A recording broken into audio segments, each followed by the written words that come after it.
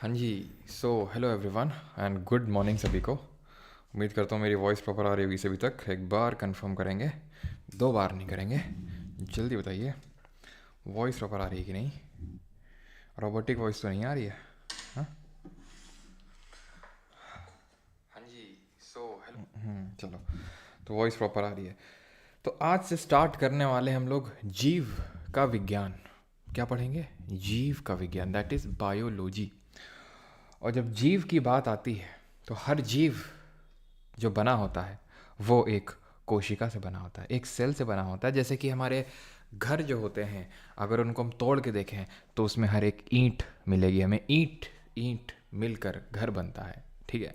वैसे ही सेल और सेल और सेल और सेल मिल के क्या बनता है? एक ऑर्गेनिज्म बनता है। नहीं, एक्चुअल में ऐसा होता है कि सेल्स मिल के टिश्यूज़, टिश्यूज़ मिलके ऑर्गन, और ऑर्गन मिलके ऑर्गन सिस्टम बनता है। वो हम कल थोड़ा सा और डिटेल में पढ़ेंगे जब हम टिश्यूज़ चैप्टर को उठाने वाले हैं, ठीक है। लेकिन इस चैप्टर में हम पढ़ेंगे सेल, जिसको कि हिंदी में कोशिका बोलते हैं। कोशिका क्या होती है आप समझ ही होंगे थोड़ा सा। जिन लोगों को अगर नहीं पता है उन लोगों को, वैसे तो इतना तो आपने स्कूल में पढ़ा होगा, है ना। इतना तो स्कूल की यादें ताज़ा होंगी। या yes yes yes, recording yes. एक बार मैं वहीं से स्टार्टिंग कर देता हूँ रिकॉर्डिंग की, नहीं तो फिर चलो।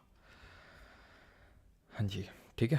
तो सेल, आई होप इतना तो आप लोग समझ ही होगे। हाँ, सीमेंट भी होता है, अच्छा। हाँ, सीमेंट इमेंट भी डालेंगे, सेल में डालेंगे, चिंता मत करो। तो सेल क्या होती है? गाड़ी वाला इसी टाइम आता है बिल्कुल, है ना, कचड़ा वचड़ा लेके। और आज देखेंगे कि सेल में जो है कचड़ा कौन लेके जाता है, कचड़ा कौन निकालता है, ठीक है। हमारे घर में तो गाड़ी वाला आता है, सेल के पास के गाड़ी वाला है कि नहीं है, ये आज के लेक्चर में आपको पता चलेगा, ठीक है। तो सेल यानी कोशिका, ये एक, अगर हम बात करें तो एक ऐसी फंडामेंटल यूनिट है जिससे कि हमारे सारे ऑर्गेनिज्म बने हुए हैं, ठीक है। अब इसी स्लाइड में तो पूरा लेक्चर ख़त्म नहीं करना है, तो अगली स्लाइड में बढ़ लेते हैं। तो हम पढ़ने क्या वाले हैं आज के इस लेक्चर में वो समझ लेते हैं पहले। तो हम सेल में उसके डेफिनेशन पढ़ेंगे, देन डिस्कवरी एंड देन उसकी सेल की थ्योरी, उसके पार्ट्स पढ़ेंगे।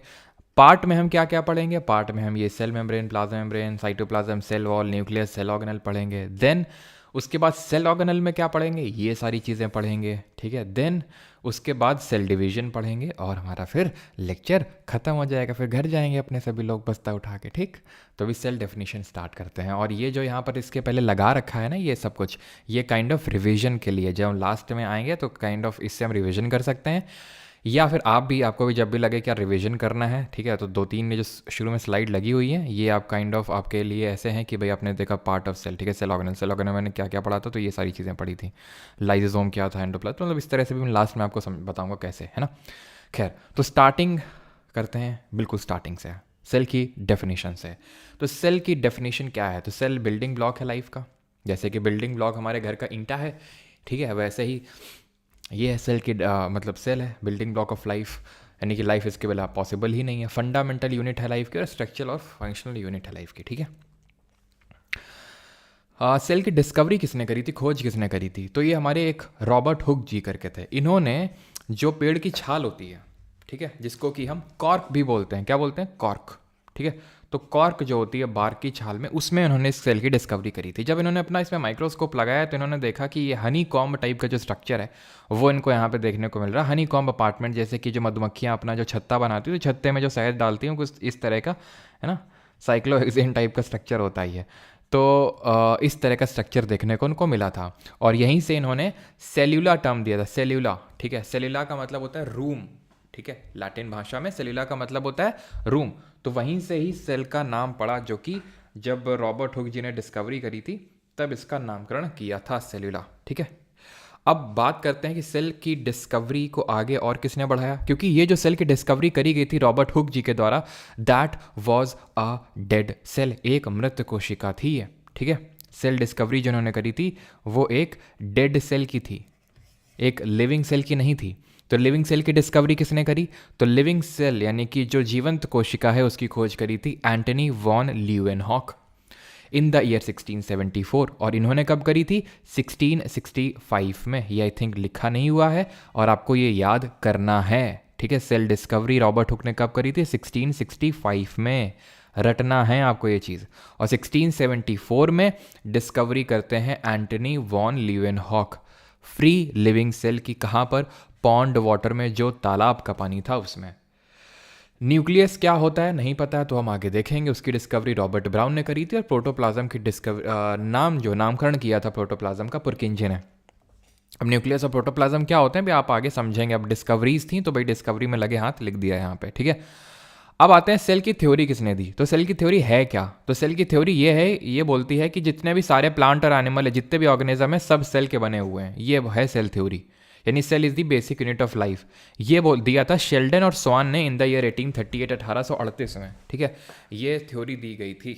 और जब मैं तुम्हें हिस्ट्री पढ़ाऊंगा ना, तो जब ये ईयर्स आएंगे, जैसे ये 1838 या फिर कुछ, तो मैं तुमसे पूछूंगा बायो में हमने क्या पढ़ा था, इस तरह से, ठीक है। तो याद रखना इसको। और इस पर फर्दर काम किया रुडोल्फ वर्चोव ने। इन्होंने बोला, इन्होंने अपनी एक फेमस थ्योरी दी, ओमनिस सेलुला ए सेलुला, सेलुला ए सेलुला, ठीक है। तो ये इन्होंने थ्योरी दी थी 1855 में, जिसमें इन्होंने बोला था कि the new cells are formed, ठीक है, new cells are formed from the pre existing cell, ठीक है, प्री एग्जिस्टिंग सेल। यानी कि जो नई कोशिका बनती है, वो जो पहले से कोशिका है उसी से बनती है। वो कैसे बनती है उसको सेल डिवीजन वगैरह बोलते हैं, वो सबसे आखिर में पढ़ेंगे, लास्ट में, ठीक है। तो शेल्डन और स्वान ने सबसे पहले 1838 में दी थ्योरी, और उन्होंने बोला कि सब कुछ जो है, जितने भी ऑर्गेनिज्म है, सब सेल के बने हुए हैं, बेसिक सी, 1838 में। देन इसको फर्दर इम्प्रोवाइजेशन का काम करते हैं वर्चोव जी, रुडोल्फ वर्चोव। इन्होंने कौन सी थ्योरी दी, सेलुला ए सेलुला। तो new cells are formed from the pre existing cell, ये इन्होंने बोला। अब ये थोड़ा सा बेसिक्स होते हैं कि सबसे बड़ी कोशिका कौन सी है, सबसे बड़ी सेल कौन सी, सबसे छोटी कौन सी है, और इस तरह की चीज़ें, ठीक है। तो अगर हम बात करें लार्जेस्ट सेल की, तो सबसे बड़ी जो हमारी कोशिका होती है वो होती है ऑस्ट्रिच, यानी शुतुरमुर्ग का अंडा, ठीक है। ऑस्ट्रिच का जो एग होता है, it is the largest cell. Smallest cell कौन सी होती है, तो स्मॉलेस्ट होती है आपकी माइकोप्लाज्मा। एक बैक्टीरिया होता है माइकोप्लाज्मा गैलेक्टम करके उसका पूरा नाम होता है, लेकिन इन शॉर्ट आपको माइकोप्लाज्मा याद रखना है। ये क्या होता है, एक तरह का बैक्टीरिया होता है। तो सबसे छोटी कोशिका माइकोप्लाज्मा की होती है। जैसे ऑस्ट्रिच का जो एग होता है, अंडा होता है, वो सिर्फ एक सेल होता है, तभी तो सबसे बड़ा है। वो सिर्फ एक सेल होता है जो ऑस्ट्रिच का एग होता है ना। और लार्जेस्ट सेल, अब ह्यूमंस में बात करें लार्जेस्ट और स्मॉलेस्ट, तो ह्यूमंस में सबसे बड़ी होती है ओवम। जो शुक्राणु होता है फीमेल्स में, फीमेल का जो सेक्स सेल होता है वो ओवम होता है, वो सबसे बड़ा होता है। और स्मॉलेस्ट सेल कौन सा होता है, ये स्पर्म होता है, जो कि शुक्राणु कहलाता है, जो कि मेल सेक्स सेल होता है। सोचो, अगर लार्जेस्ट सेल है ह्यूमंस में ओवम, तो ये मेल में तो होगा नहीं, और स्मॉलेस्ट सेल है स्पर्म, ये फीमेल्स में नहीं होगा। तो फिर फीमेल्स में सबसे स्मॉलेस्ट क्या होगा और मेल में सबसे लार्जेस्ट क्या होगा, ये जल्दी से गेस करके बताइए क्या होगा। तो ध्यान रखिएगा यहाँ पे कि जो लार्जेस्ट सेल होती है ह्यूमंस में, अगर हम बात करें मेल में, ठीक है, क्योंकि ये तो फीमेल में होती है, तो मेल में हो जाएगी, मेल में लार्जेस्ट हो जाएगी न्यूरॉन। और न्यूरॉन ध्यान रखना भाई, ये न्यूरॉन तो कॉमन होता है, ये मेल और फीमेल दोनों में होता है, ठीक है। और ये लॉन्गेस्ट सेल भी होती है। न्यूरॉन के बारे में अभी नहीं पढ़ा रहा हूँ, कल के लेक्चर में होपफुली हम लोग पढ़ेंगे, जब न्यूरॉन का पूरा स्ट्रक्चर वहाँ पे देखेंगे, पूरा स्ट्रक्चर समझेंगे। तो न्यूरॉन सबसे लंबा होता है सेल, और ये थोड़ा सा इलोंगेटेड शेप का होता है, खिंचा हुआ होता है। और फीमेल में सबसे शॉर्टेस्ट कौन सा होता है, फीमेल में शॉर्टेस्ट, क्योंकि उनके पास स्पर्म तो होता नहीं फीमेल के पास, तो उनका शॉर्टेस्ट होता है आरबीसीज, रेड ब्लड सेल्स जो होती हैं, ठीक है। तो वो सबसे शॉर्टेस्ट होती हैं। मूविंग फॉरवर्ड, अब पार्ट्स ऑफ सेल पढ़ने वाले हैं। तो पार्ट्स ऑफ सेल में क्या पढ़ेंगे, आई थिंक यहाँ तक सभी को क्लियर होगा, एक बार कंफर्म कर देंगे, किसी को यहाँ तक कोई डाउट तो नहीं है। पार्ट्स ऑफ सेल में हम अब पढ़ने वाले हैं सबसे पहले cell membrane. Yes, it is the longest. Female में डिम्बाणु होता, डिम्बाणु क्या होता है भैया, ये डिम्बाणु तो पहली बार सुनना है, ये डिम्बाणु तो ये लॉन्गेस्ट होता है न्यूरॉन, ठीक है। तो पार्ट्स ऑफ सेल में आते हैं, सेल मेम्ब्रेन सबसे पहले पढ़ते हैं, इसी को ही प्लाज्मा मेम्ब्रेन भी बोलते हैं। सेल मेम्ब्रेन प्लाज्मा मेम्ब्रेन कुछ अलग नहीं होता है। ये क्या होता है, ये सबसे सेल का जो सबसे आउटर मोस्ट कवरिंग लेयर होती है उसको हम बोलते हैं सेल मेम्ब्रेन, लेकिन हर सेल में ये आउटर मोस्ट नहीं होती है, ठीक है। तो क्या होती है वो भी हम देखेंगे, लेकिन मोस्ट ऑफ दी सेल्स में, जैसे हमारी ह्यूमंस की सेल है, ठीक है, तो उसकी जो सबसे आउटर मोस्ट लेयर होगी, जो झिल्ली होगी, उसको सेल मेम्ब्रेन बोलेंगे। ये जो कंटेंट ऑफ द सेल होते हैं उनको होल्ड करके रखता है भाई। जैसे कि ये कोशिका है, कहाँ गया, ठीक है, ये हमारी सेल है, ये सेल है, ठीक है। तो ये जो लेयर आप एकदम आउटर मोस्ट देखेंगे, इसको हम बोलेंगे क्या, सेल मेम्ब्रेन। समझ में आया अब सेल मेम्ब्रेन क्या है, कोशिका झिल्ली क्या है। तो जो जो एकदम सबसे आउटर मोस्ट लेयर है, इसी को प्लाज्मा मेम्ब्रेन ही बोलते हैं, ठीक है। तो ये थिन होती, बहुत पतली होती, इलास्टिक होती है, ऐसा नहीं कि रिजिड है एकदम और थोड़ा सा दब नहीं रही है, खींच नहीं रही है, क्योंकि इसको दबना और खींचना पड़ेगा। क्यों पड़ेगा वो भी अभी समझेंगे आप। लिविंग होती है नेचर में, आउटर मोस्ट कवरिंग होती है, तो देख लिया, और एक डेफिनेट शेप प्रोवाइड करती है सेल को, है ना। अब जिस भी शेप में मुड़ जाएगी वैसा ही शेप हो जाएगा सेल का, इतनी चीज़ क्लियर है, ठीक। अब ये जो होती है, it facilitates the movement of some material, because Hindi में भी लिखा हुआ है, पढ़ते रहेंगे हिंदी मीडियम वाले स्टूडेंट्स यहाँ पर चीज़ों को। Facilitates the movement of some material because it is selectively permeable membrane. अब ये क्या होता है, फुल्ली परमिएबल नहीं होता। दो तरह की मेम्ब्रेन हो सकती हैं, झिल्ली हो सकती हैं। फुल्ली परमिएबल का मतलब होता है कि वो सबको अलाउ कर रहा है, आ जाओ तुम भी आ जाओ, सबको ही आ जाओ, घुस जाओ आके अंदर। सेलेक्टिवली परमिएबल का मतलब है कि वो सेलेक्टिवली चीज़ों को kind of body guard type act करता है। वो बॉडी गार्ड टाइप की सबको अंदर नहीं आने देगा, सिर्फ कुछ लोग को अंदर आने देगा, कुछ लोग को अलाउ करेगा अंदर जाने के लिए। तो इसीलिए बोलते हैं सेलेक्टिवली परमिएबल है, या फिर सेमी परमिएबल भी इसी को बोल देते हैं। Is that clear? Now it is composed of organic molecule. ये किससे बना होता है जो सेल मेम्ब्रेन होता है? तो ये दो चीज़ों से मिलकर बना होता है। वो दो चीज़ें क्या हैं? प्रोटीन और लिपिड्स। और इसमें कभी कभी ये पूछ लेता है कि कितना % प्रोटीन और कितना % लिपिड है। तो 50% प्रोटीन होगा आपका और 50% लिपिड्स होगा, ठीक है। 50% प्रोटीन होगा और 50% इसमें लिपिड होगा। अब ये लिपिड कहाँ से बनता है वो भी अभी देखेंगे, ठीक है। तो flexibility enables to cell to engulf. Engulf का मतलब होता है चीज़ों को अंदर लेना। तो अगर फ्लेक्सिबल ना होती सेल मेम्ब्रेन तो सेल हमारी किसी भी चीज़ को अंदर बाहर ना कर पाती, ठीक है। तो इंगल्फ का ये मतलब लिखा हुआ है, फूड और अदर मटेरियल को एक्सटर्नल एनवायरनमेंट से अंदर लेना, सिंपल, ठीक है। रिवाइज करें, सेल मेम्ब्रेन कैसी थी? सबसे आउटर मोस्ट थी, इलास्टिक थी, लिविंग थी, सेमी परमिएबल थी और कंटेंट ऑफ द सेल को होल्ड करके रख रही है। खत्म, ठीक। अब आ जाते हैं डिफ्यूजन और ऑस्मोसिस का थोड़ा सा कॉन्सेप्ट समझ लेते हैं। इसका ऐसा सेल से स्पेसिफिक कोई सेल का पार्ट नहीं होता है डिफ्यूजन या ऑस्मोसिस, ये प्रोसेस होते हैं। अभी मैंने आपको बताया कि सेल के अंदर बाहर है ना। तो अगर अंदर बाहर जब मूवमेंट होता है तो उसी से संबंधित हम ये डिफ्यूजन और ऑस्मोसिस पढ़ते हैं। डिफ्यूजन का मतलब होता है जब गैसों का मूवमेंट अंदर से बाहर या फिर बाहर से अंदर होता है। वो किस हिसाब से होता है गैसों का मूवमेंट? वो गैसों का मूवमेंट हायर कंसेंट्रेशन से लोअर कंसेंट्रेशन, यानी कि उच्च सांद्रता से निम्न सांद्रता वाले क्षेत्र में होता है। ये ऐसा नहीं कि सेल में ही होता है, मतलब मैं आपको इन जनरल जैसे बताऊं तो जैसे फॉर एग्जांपल अभी आपने सुबह देखा होगा, हो सकता है कि आपने पूजा करी हो, मम्मी ने आपकी पूजा करी हो, तो अगरबत्ती जलाई होगी। पहले तो मम्मी ने वहाँ जलाई है ना पूजा घर में, उसके बाद पूरे घर में जो है फैल गई महक, वो डिफ्यूजन से फैली, ठीक है। जैसे मान लो कि ये मम्मी ने यहाँ पर जलाई है ना अगरबत्ती, और यहाँ पर एकदम हाई कंसंट्रेशन है उस उनके मॉलिक्यूल का, जो अगरबत्ती का मॉलिक्यूल है, ठीक है, जो फ्रेग्रेंस है, धीरे धीरे ये हाई कंसंट्रेशन से लो कंसंट्रेशन में चला गया, ठीक है। और ये डिफ्यूजन सॉलिड में भी होता है, लिक्विड में भी होता है, गैसेस में भी होता है। गैसों में सबसे ज़्यादा होता है, जल्दी होता है, सॉलिड में सबसे देर में होता है। अब सॉलिड में डिफ्यूजन कैसे होता है? एग्जाम्पल देता हूँ मैं आपको। क्लास में याद करो, है ना, क्लास में जब हमारा लास्ट पीरियड हुआ करता था तो टीचर लिख देता था ना, और फिर जब अगले सुबह आते थे हम लोग तो उसको डस्टर से रब करते थे। तो जब डस्टर से रब करते थे तो पूरा बोर्ड जो है सफ़ेद हो जाता था कि नहीं, मतलब हल्का सा नहीं, वाइटिश नेचर का हो जाता था। फिर कभी कभी फिर आते थे एक लोग, वो साफ़ करते थे, पूरा उसको काला करते थे, है ना।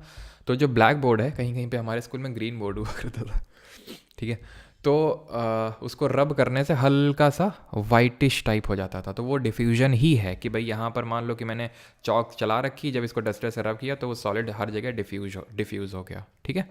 लिक्विड में अगर बात करूँ तो जैसे मान लो कि मैंने इंक डाल दी इसमें पानी में, ठीक है। तो जैसे मान लो जैसे डाली तो यहाँ पर हाई कंसनट्रेशन है, धीरे धीरे फैल के हाई से लो में वो पूरा नीला हो जाएगा। तो दिस इज़ द डिफ्यूजन।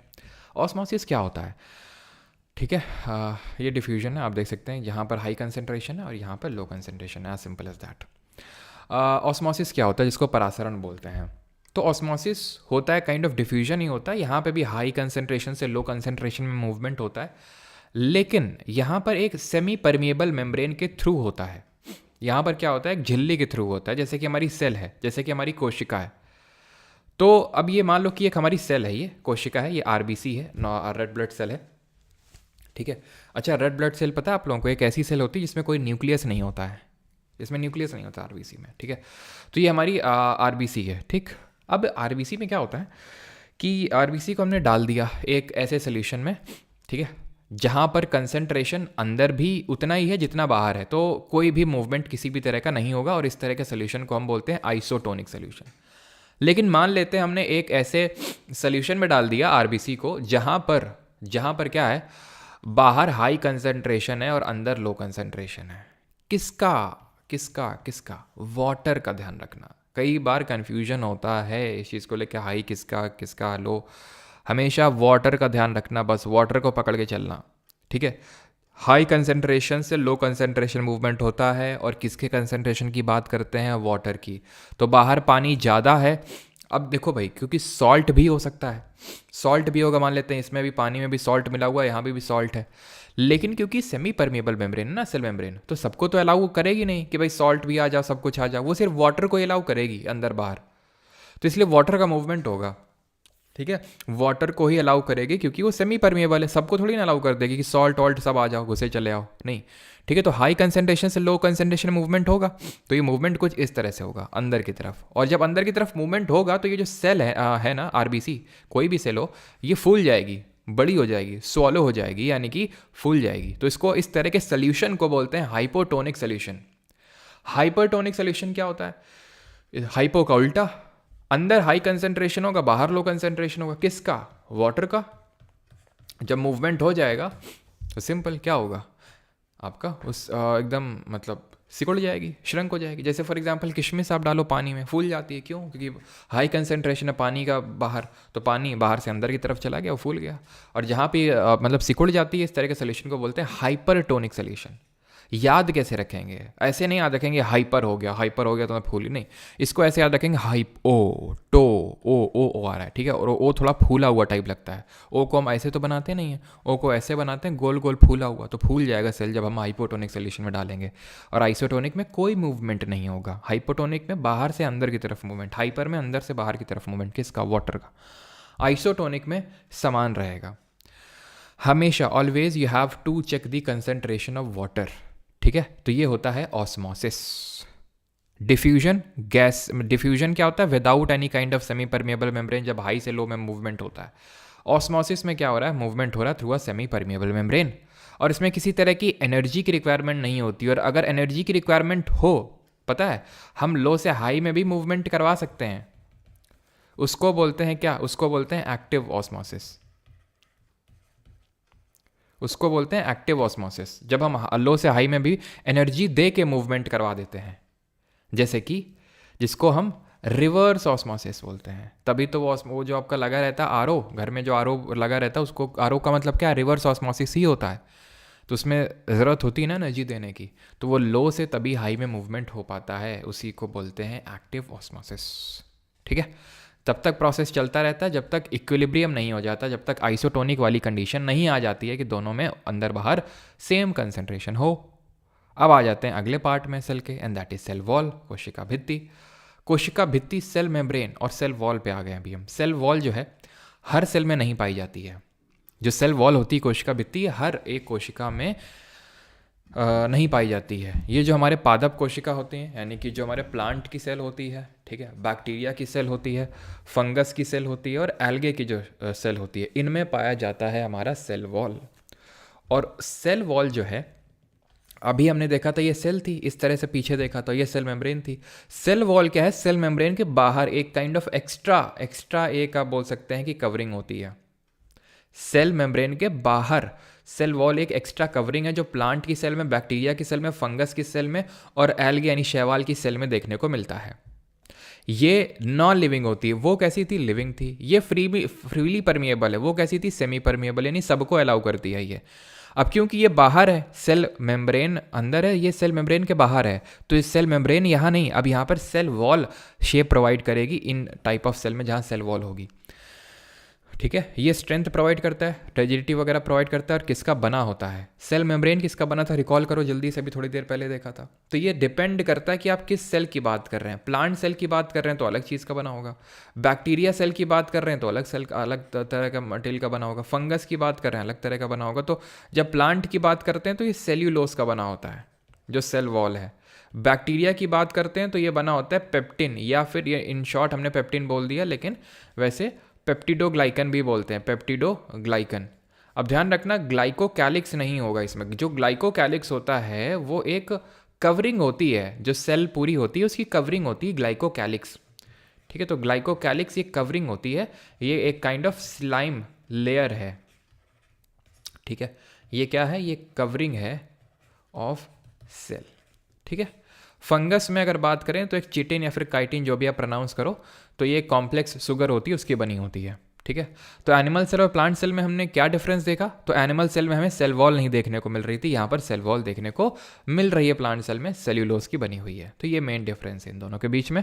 और इक्का दुक्का माइनर और डिफरेंस है, जैसे कि वैक्यूल को लेकर, लेकिन हम आगे देखेंगे भी। ठीक है, तो एनिमल सेल प्लांट सेल में एक डिफरेंस हमने पकड़ा, एंड दैट इज कि एनिमल सेल में सेल वॉल नहीं होती है और प्लांट सेल में सेल वॉल होती है। अब प्लांट क्या होते हैं? प्लांट होते हैं बेचारे, उनको कोई भी कुल्हाड़ी उड़ाड़ी लेके मार के चला जाता है, तो इसलिए उनको एक्स्ट्रा प्रोटेक्शन रखना है। इस तरह से याद कर लो अगर नहीं याद होता है।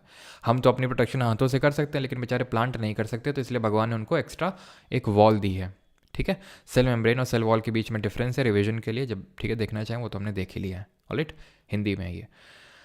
अब आते हैं पार्ट्स ऑफ सेल का। हमने पहला देखा सेल मेम्ब्रेन, फिर दूसरा देखा सेल वॉल, तीसरा देख रहे हैं न्यूक्लियस। न्यूक्लियस को बोलते हैं हिंदी में नाभिक। नाभिक का मतलब होता है जो सबसे अंदर प्रेजेंट होता है। ठीक है, जो सबसे अंदर आपका प्रेजेंट होगा। सर आपने शायद उल्टा बता दिया, या फिर डायग्राम उल्टा है। हाइपरटोनिक में सोल्यूशन ज़्यादा कंसनट्रेटेड दिया हुआ है। कहाँ ज़्यादा कंसनट्रेट दिया हुआ है? कहाँ दिया हुआ है कंसनट्रेटेड? भाई कंसनट्रेटेड किसका मतलब है? कंसनट्रेटेड का मतलब है हाइपरटोनिक सोल्यूशन के भाई सेल के बाहर कंसनट्रेशन ज़्यादा है। किसका? वाटर का। अब मैं इतनी बार उतनी देर से वही चिल्ला रहा हूँ कि जब भी कंसनट्रेशन है तो वाटर को कंसिडर करना है हाई से लो। कुछ गलत नहीं दिया हुआ है, ना तो डायग्राम गलत है ना तो मैंने बताया गलत है। सेम सारी चीज़ें वही सेम है जो मैंने आपको बताई हैं। ठीक है, अंदर से बाहर और बाहर से अंदर।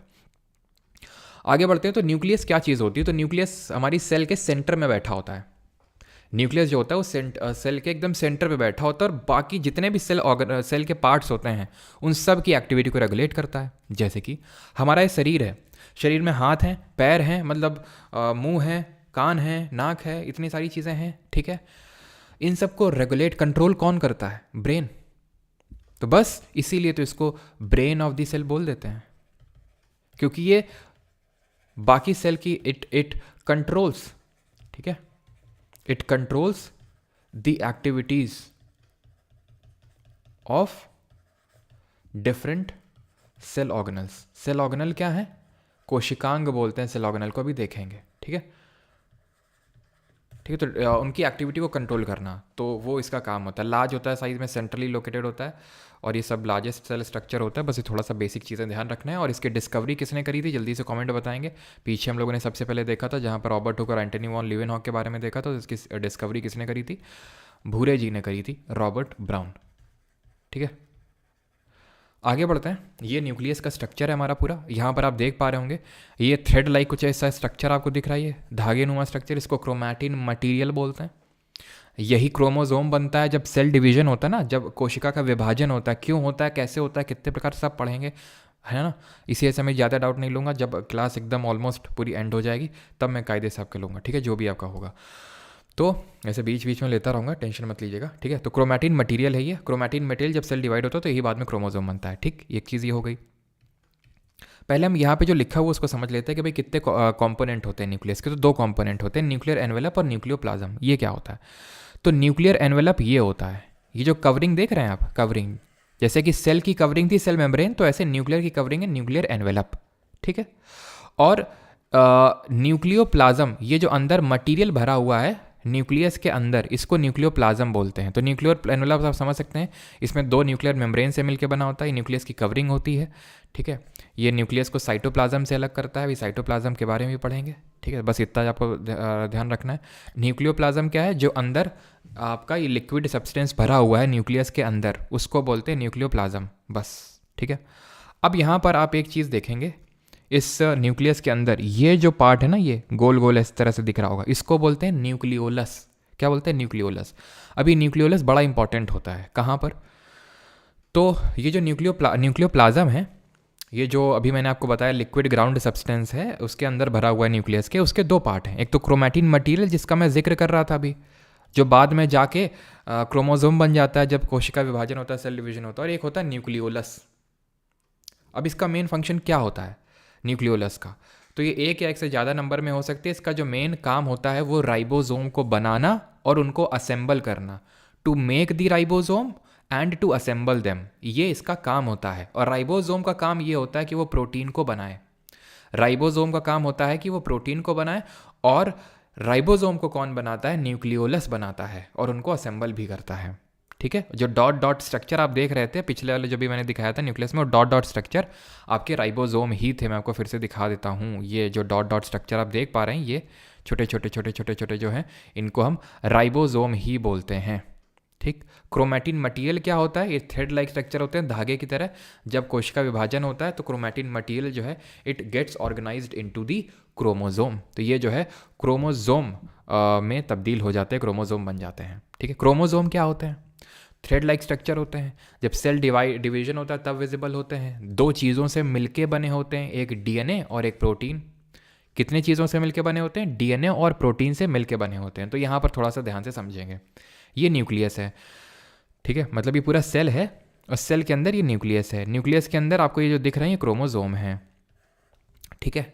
अब ये क्रोमोसोम किससे मिलके बने हुए हैं? ये जो पूरा ये आपको ये दिख रहा है ये डीएनए है ये, ठीक है। और डीएनए के बीच बीच में प्रोटीन देखने को मिलता है, उसको बोलते हैं हिस्टोन।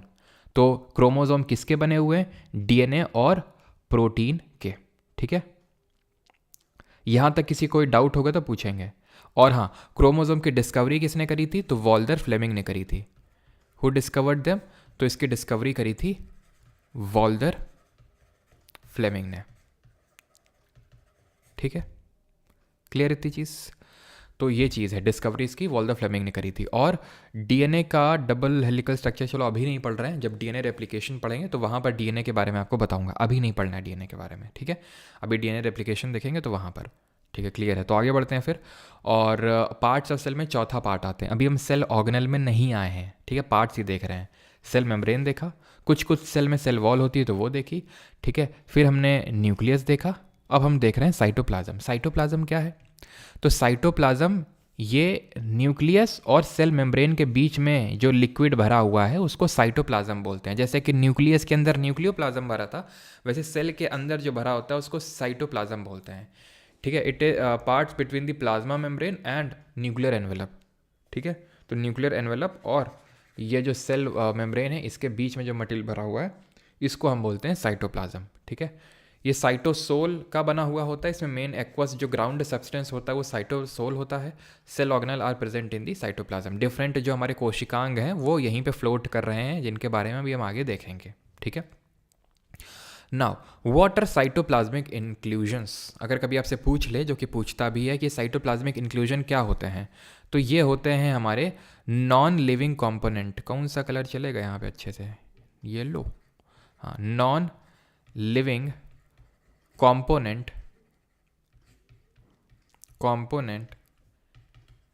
इनसाइड और इन साइटोप्लाज्म, बस, ठीक है। साइटोप्लाज्म में जो नॉन लिविंग पार्ट होता है, अभी हम देखेंगे कि साइटोप्लाज्म में ही हमारे सेल ऑर्गेनल, आपने नाम सुना होगा एंडोप्लाज्मिक रेटिकुलम, आपने नाम सुना होगा गोल्गी अपरेटस, वैक्यूल, ये सारे डिफरेंट जो हमारे माइटोकॉन्ड्रिया वगैरह नाम, ये सर सेल ऑर्गेनल होते हैं, वो लिविंग होते हैं। इसके अलावा जो नॉन लिविंग कंपोनेंट होता है साइटोप्लाज्म के अंदर, जैसे कि पिगमेंट हो गया, ठीक है, न्यूट्रिएंट्स हो गए, पिगमेंट्स हो गए, न्यूट्रिएंट्स हो गए, तो ये सब लिविंग तो होते नहीं है। तो ये सारी जो एक्स्ट्रा चीज़ें मटीरियल प्रेजेंट होता है इसको साइटोप्लाज्मिक इंक्लूजन बोलते हैं, ठीक है। तो ये रहा आपका साइटोप्लाज्म जो अंदर ये भरा हुआ है आपका, ठीक, आगे बढ़ते हैं। अब हम देखेंगे टाइप ऑफ सेल। तो दो तरह की सेल होती हैं, या तो इसको हम लास्ट में कर लें, क्या कर लें, क्या कर लें, क्या नहीं, अभी चलो कर ही लेते हैं, कोई दिक्कत वाली बात नहीं है। तो टाइप्स ऑफ सेल हमारी दो तरह की सेल होती हैं, प्रोकैरियोटिक और यूकैरियोटिक। किस बेसिस पे ये डिवीजन किया मैंने? इस बेसिस पे डिवीजन किया मैंने क्योंकि मैंने देखा एक दिन एक बैक्टीरिया को बुलाया, इधर आओ भाई। उसको जब खोल के देखा मैंने तो उसके अंदर सेल ही नहीं थी, और सॉरी न्यूक्लियस ही नहीं था। उसके अंदर बहुत सारे जो सेल ऑर्गेनल होते हैं वो थे ही नहीं, कोई नहीं था इसके अंदर।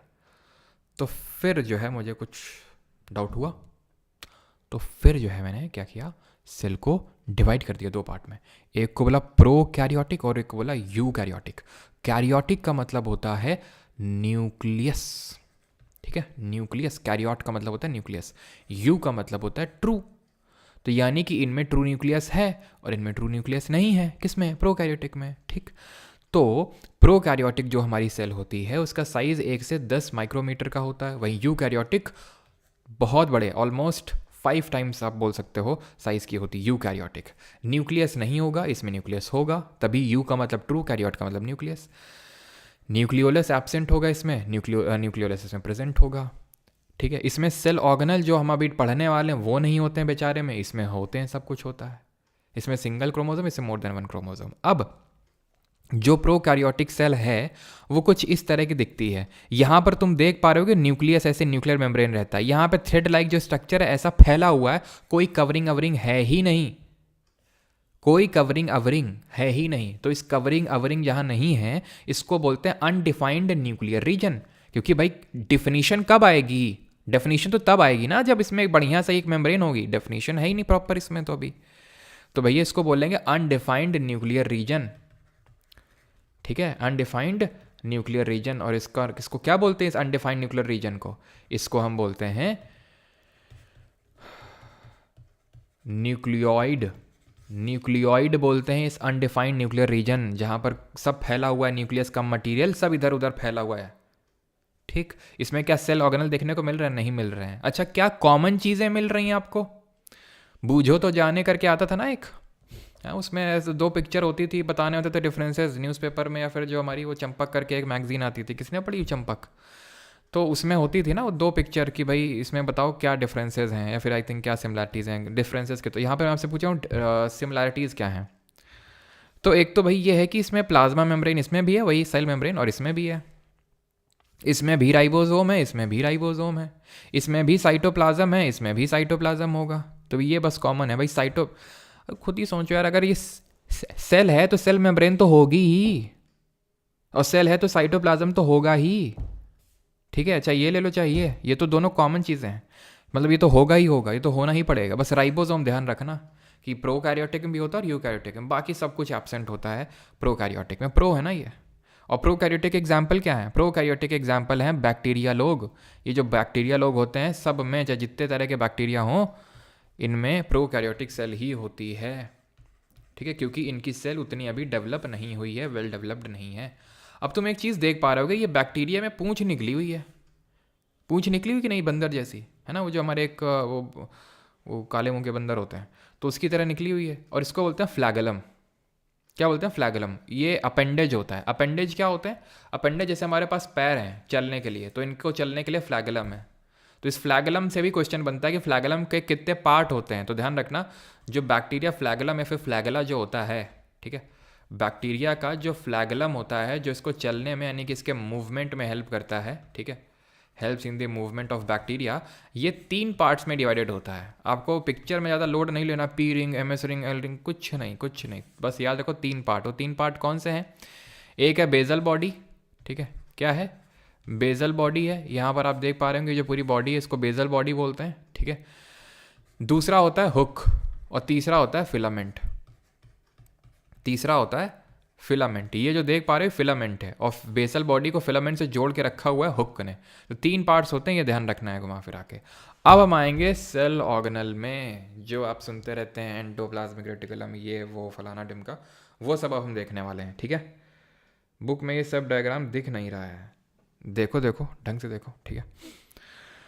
हाँ, तो हुक फिलामेंट, यस। चलो, तो अभी आते हैं सेल ऑर्गेनल पे। एक सेकेंड। तो सेल ऑर्गेनल क्या होते हैं? मेम्ब्रेन बाउंड ऑर्गेनल होते हैं। इनमें मेम्ब्रेन होती है काफ़ी सारों में, कुछ में नहीं होती है, अभी देखेंगे किस में नहीं होती है।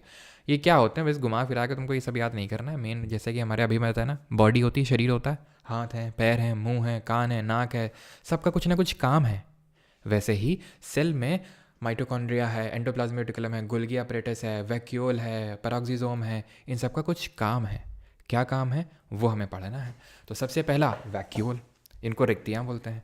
ठीक है, तो वैक्यूल की बात करें तो ये मेम्ब्रेन बाउंड होते हैं, ये झिल्ली होती है, इसमें सॉलिड और लिक्विड फिल्ड होते हैं, स्टोरेज एंड सैक लाइक होते हैं। इनका मेन काम क्या होता है वो तो यहाँ पर लिखा ही नहीं हुआ है। ठीक है, तो इनका मेन काम जो होता है यहाँ पर मैं लिख देता हूँ,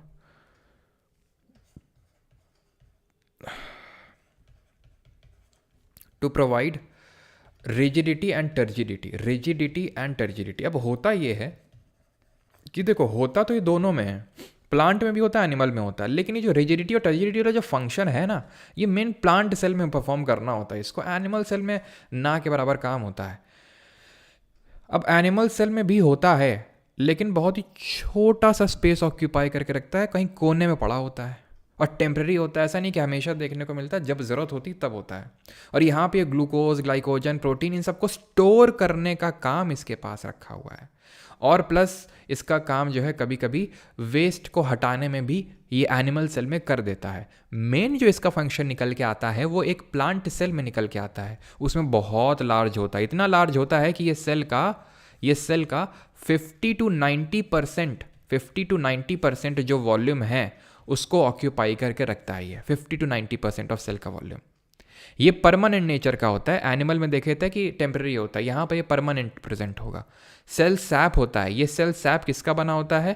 तो ये सेल सैप में होता है आपका अमीनो एसिड होता है, ठीक है, जो एक काइंड ऑफ प्रोटीन ही होते हैं। ठीक है, प्रोटीन अमीनो एसिड से मिलकर ही बनता है। शुगर होता है और ऑर्गेनिक एसिड। तो ये तीन चीज़ों से मिलकर जो सेल के अंदर, इसके वैक्यूल के अंदर जो भरा हुआ है वो होता है। ठीक है, टर्जिडिटी और रिजिडिटी प्रोवाइड करने का काम प्लांट में होता है। ऐसे याद रखो कि भाई इनको कोई भी मार के चला जाता है तो भगवान ने इनको ऐसा वैक्यूल दे दिया है बड़ा सा एकदम, जो इनको रिजिड और टर्जिड रखेगा, है ना। Central vacuoles of some plant में ऑक्यूपाई, जैसे कि यहाँ पर मैंने ऊपर लिखा है 50 to 90% ऑफ सेल वॉल्यूम। यहाँ पर क्या एनिमल सेल में ये छोटे हैं, कुन्ने में पड़े हैं, टेम्पररी हैं, कभी कभी हैं, और ये इनका मेन स्टोरेज वगैरह का काम है, कभी कभी थोड़ा सा वेस्ट डिस्पोजल में ये काम कर लेते हैं। रिजिडिटी और टर्जिडिटी प्लांट सेल में। ठीक, तो ये देख सकते हैं डिफरेंस। यहाँ पर आपको क्या वैक्यूल देखने को मिल रहा है? नहीं, टेम्पररी होता है। ऐसा नहीं कि होता नहीं है, एनिमल सेल में होता है, लेकिन कभी कभी टेम्पररी होता है। यहाँ पर देख लो, इतना बड़ा सा ये क्या है? ये पूरा वैक्यूल ही तो है, 50 से 90% वॉल्यूम ऑक्यूपाई करके रखा हुआ है यहाँ पे। अब आते हैं ईआर पे, एंडोप्लाज्मिक रेटिकुलम। इसमें भी मेम्ब्रेन बाउंड होता है, मेम्ब्रेन होती है। Large network of tubes and sheets. ये डेफिनेशन कई बार इंपॉर्टेंट इसलिए हो जाती है, सीधा ऐसे पूछ लेता है, which of the following cell organelle is in the form of large network of tubes and sheets? Answer is endoplasmic reticulum. 3 form में एग्जिस्ट करता है, लॉन्ग ट्यूब के फॉर्म में, या तो वेसिकल या फिर सिस्टर्न है। अभी मैं आपको दिखाता हूँ, देखिए ये है आपका न्यूक्लियस। ये जो आप देख पा रहे हैं न्यूक्लियस है, न्यूक्लियस से जुड़ा हुआ है ये। अब न्यूक्लियस से क्यों जुड़ा हुआ है वो भी अभी आपको समझ में आएगा। तो ये जो पूरा आपको दिख रहा है, ठीक है, तो इसके डिफरेंट शेप हैं। ये सिस्टर्ने हैं, ऐसे ऐसे ऐसे ऐसे। ये क्या है? ये से जो मैं बोल रहा था ट्यूब के फॉर्म में है, तो ये ट्यूब के फॉर्म में। यहाँ पर देखा था ना हमने कि भाई लॉन्ग ट्यूब्यूल्स के फॉर्म में होगा ऐसे सिस्टर्ने, या फिर वेसिकल ऑब्लॉन्ग बैग के फॉर्म में होगा। तो लॉन्ग भी है और ऑब्लॉन्ग भी बैग है। तो ये उतना इंपॉर्टेंट नहीं है, let me tell you. Endoplasmic reticulum का फंक्शन तुम्हें पता होना चाहिए। इसका फंक्शन होता है कि ये क्या करता है? ये आपका ट्रांसपोर्ट करता है। अब किन चीज़ों का ट्रांसपोर्ट करेगा अभी आपको समझ में आएगा। ठीक है, पहले डायग्राम से अच्छे से समझ लो। यहाँ पर आप इस चीज़ को ऑब्जर्व कर पा रहे हैं कि ये एक अटैच है, इसका पार्ट न्यूक्लियस से। क्यों अटैच है? क्योंकि अभी देखा था न्यूक्लियस के अंदर न्यूक्लियोलस था, वो क्या कर रहा था? वो राइबोसोम को बना रहा था और उनको असेंबल कर रहा था। किस लिए कर रहा था? सो दैट एंडोप्लाज्मिक रेटिकुलम को सप्लाई कर सके। क्यों? क्योंकि एंडोप्लाज्मिक रेटिकुलम के 2 पार्ट होते हैं, एक होता है रफ और एक होता है स्मूथ। अब जो रफ होता है वो रफ इसीलिए होता है क्योंकि उसमें ये डॉट डॉट डॉट जो छोटा छोटा दिख रहा है, ये राइबोसोम है। राइबोसोम मिला कहाँ से इसको मिला यहाँ से, न्यूक्लियोलस से, तभी तो वहाँ पर अटैच्ड है। कोई पर्पस होगा ना कि अटैच्ड है उससे, तो राइबोसोम लेने के लिए अटैच्ड है उससे। राइबोसोम ले लिया, काम खत्म। ठीक है, राइबोसोम ले लिया और उसका जो काम है वो यहाँ पर ख़त्म हो जाता है। तो राइबोसोम में आपको ध्यान रखना है कि राइबोसोम किस में होता है, रफ एंडोप्लाज्मिक रेटिकुलम में। तो दो पार्ट होते हैं एंडोप्लाज्मिक रेटिकुलम के, रफ और स्मूथ। रफ क्यों होता है रफ, क्योंकि उसमें राइबोसोम होता है। स्मूथ स्मूथ क्यों होता है, क्योंकि उसमें राइबोसोम नहीं होता, इसलिए। प्रोटीन का सिंथेसिस करते हैं राइबोसोम। राइबोसोम क्या होते हैं, ये प्रोटीन को बनाने का काम करते हैं, ठीक है। राइबोसोम जो होते हैं वो आरएनए और प्रोटीन के बने होते हैं, ठीक है। और ऐसा आरएनए जो राइबोसोम में पाया जाता है उसको आरआरएनए बोलते हैं। क्या बोलते हैं, आरआरएनए।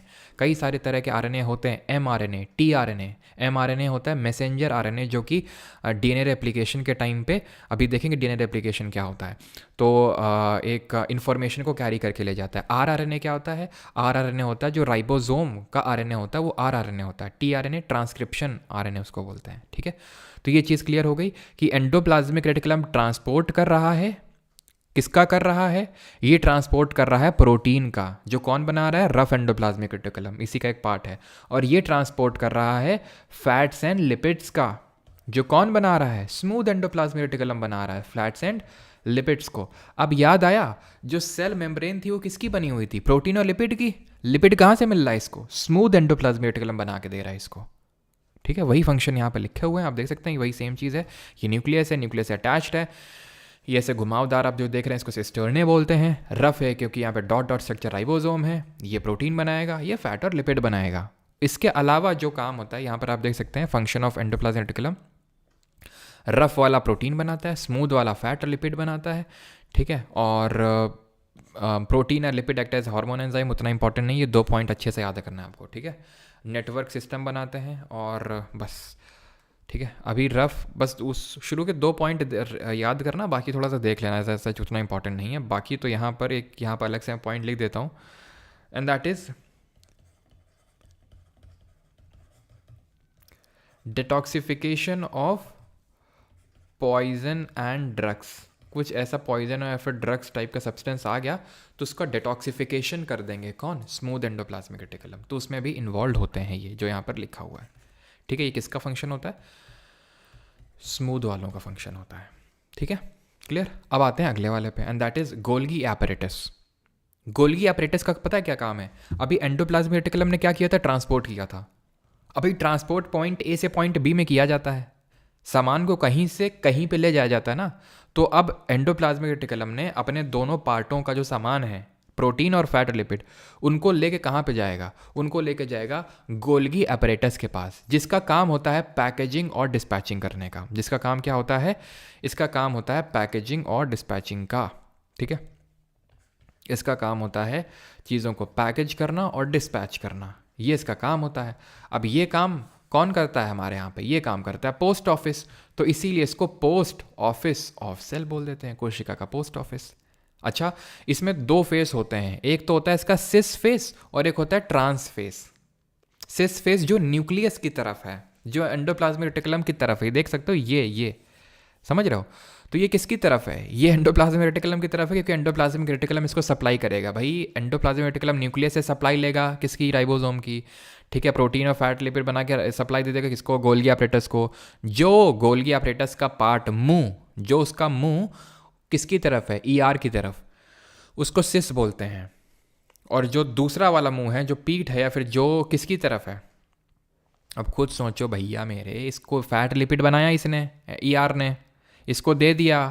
अब ये किसको देगा, लिपिड, सेल मेम्ब्रेन को देगा, क्योंकि लिपिड की ज़रूरत तो उसको है। तो इसका यहाँ से लेगा और यहाँ से देगा, यहाँ से लेगा, यहाँ से देगा। तो जो देगा वाला पीठ है, फेस है, ठीक है, जहाँ से फेंक के मारेगा, एग्जिट करवाएगा, उसको बोल देंगे ट्रांसफेस, ठीक है। ये कॉन्वेक्स साइड होती है, इसको बोलते हैं कॉन्वेक्स साइड, और ये कॉन्केव साइड होती है ये, ठीक है। अगर फिजिक्स पढ़े होते तो थोड़ा कॉन्वेक्स कॉन्केव और बेटर तरीके से समझ में आता। कॉन्वेक्स क्योंकि ये ऐसा है, कॉन्केव क्योंकि ये ऐसा है, इसलिए, ठीक। वो जब फिजिक्स पढ़ेंगे तो और अच्छे से समझ में आ जाएगा। खैर, ये समझ में आ गया आपको, ठीक है। अब इसकी डिस्कवरी किसने करी थी, कैमिलो गोल्गी ने करी थी। बाकी ये इसमें भी सिस्टर्ने और वो वैक्यूल वगैरह होते हैं, ठीक है, पैरेलल, ये पैरेलली अरेंज्ड होते हैं सिस्टर्ने, इनको बोलते हैं, ठीक है, ये सिस्टर्न आपस में मिलकर सिस्टर्न बन जाते हैं। ठीक है, present as freely distributed submits dictyosome के रूप में ही प्रेजेंट होते हैं। खैर, ये बस याद करना है, और ये याद करना है आपको कि ये पैकेजिंग डिस्पैचिंग में इन्वॉल्व होते हैं। सिस फेस कॉन्वेक्स साइड होता है, ट्रांसफेस कॉन्केव साइड होता है, ये चीज़ें इंपॉर्टेंट हैं। और किसने डिस्कवरी करी थी वो तो नाम में ही है, गोल्गी, तो वो पूछेगा भी नहीं आपसे। और सिस्टर ने ध्यान रखना है, सिस्टर ने आपस में मिलकर सिस्टर्न्स बन जाते हैं, बस बात खत्म।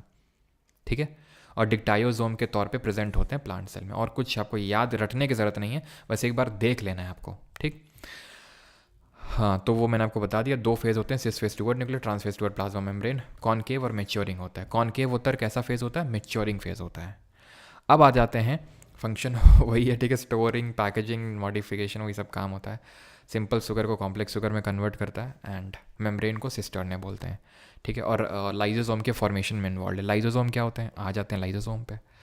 तो लाइजोसोम ये रहे हमारे। ठीक है, लाइजोसोम भी कहीं आपको छोटे से ऐसे देखने को मिलेंगे साइटोप्लाज्म में। तो लाइजोसोम क्या चीज़ होते हैं, तो लाइजोसोम को पहले मैं समझा देता हूँ ताकि तुम्हें पहले समझ में आ जाए लाइजोसोम का फंक्शन क्या होता है, यहाँ पे रोल क्या होता है। तो लाइजोसोम का काम ये होता है कि घूम घूम के ये देखना कि हर एक सेल ऑर्गेनल, हर एक कोशिका का जो अंग है, हर एक सेल का जो पार्ट है, वो ढंग से परफॉर्मेंस दे रहा है कि नहीं दे रहा है। जो जैसे कि ईआर का काम है कि भाई ट्रांसपोर्ट का, गोल्गी ऑपरेटर्स है कि पैकेजिंग डिस्पैचिंग का, तो ये सब अपना काम ढंग से कर रहे हैं कि नहीं कर रहे हैं। जैसे इसको लगे कि यार चीज़ें ठीक चल नहीं रही हैं सेल में, वो फटेगा, फट के अपना इसके अंदर कुछ ऐसा एंजाइम भरा होता है, वो फटे, वो निकलेगा और पूरी सेल जो है वो डाइजेस्ट हो जाएगी, पच जाएगी, ख़त्म हो जाएगी वहाँ पे। तो इसीलिए बेचारे को suicidal bag of the cell बोल देते हैं, क्योंकि सुसाइड कर लेता है ये, but for the good reasons, है ना, suicidal bag of the cell. इसको बोलते हैं suicidal bag of the cell. किसने सुसाइड कर ली, क्योंकि सेल के जो ऑर्गेनल्स हैं वो अच्छे से परफॉर्मेंस नहीं दे रहे थे। तो membrane bound organelle synthesise by Golgi apparatus, यानी बनता कहाँ पर है, बनता ये गोल्गी अपरेटस में है। कौन बना रहा है, गोल्गी अपरेटस बना रहा है। ये इसमें भरा होता है डाइजेस्टिव एंजाइम, इसमें भरा होता है डाइजेस्टिव एंजाइम। डाइजेस्टिव का मतलब ऐसा एंजाइम होता है जो सेल को पचा लेगा। ये जो एंजाइम है ये RER में बनता है, रफ एंडोप्लाज्मिक रेटिकुलम। आप समझिए डिफरेंस को। लाइजोसोम बन रहा है गोल्गी अपरेटस में, लेकिन उसके अंदर जो एंजाइम भरा हुआ है वो बन रहा है रफ एंडोप्लाज्मिक रेटिकुलम में। Is that clear. तो ये वेस्ट डिस्पोजल सिस्टम की तरह बिहेव करता है। ठीक है, चीज़ों को जो वेस्ट है उसको हटा देता है। ठीक है, तो इसीलिए इसको suicidal bag of the cell बोलते हैं। फॉरेन मटीरियल वगैरह को सबको बाहर करता रहता है। ठीक है, जब सेल डैमेज हो जाती है तो लाइजोसोम में burst, enzymes digest their own cell. तो जब सेल आपकी डैमेज होती है, फिर कोई सेल ऑर्गेनल फंक्शन नहीं परफॉर्म कर रहा है, या फिर मान लो कि डैमेज हो गई किसी कारणवश, तो लाइजोसोम क्या करेगा, उसको साफ कर देगा, उसको हटा देगा। जब लाइजोसोम को ये लगेगा कि भाई सेल जो है इस पर किसी ने वार कर दिया है और ये ढंग से फंक्शन परफॉर्म नहीं कर रहा है। ठीक है, अब तुम बोलोगे सर लाइजोसोम पे ही, अगर मान लो लाइजोसोम ही मर गया, ठीक है, मान लो किसी कारणवश, तो लाइजोसोम अगर वो होगा तो वो फटेगा तो अपने आप ही सेल डाइजेस्ट हो जाएगा। यानी कि हर एक केस में सेल तो डाइजेस्ट होनी ही है, सेल हटनी ही है। जो खराब सेल है उसको हटना ही पड़ेगा। अगर लाइजोसोम बच गया है तो वो देखेगा कि भाई सेल मर चुकी है, तो खुद फट के, ठीक है, वो सबको डाइजेस्ट कर देगा। और अगर वो खुद अपने पहले ही वही फट गया तो वो अपने आप ही पूरी सेल डाइजेस्ट हो जाएगी, क्योंकि उसके अंदर ऐसा एंजाइम भरा होता है, डाइजेस्टिव एंजाइम होता है वो। ठीक है, अभी आते हैं पेरोक्सिसोम क्या होता है।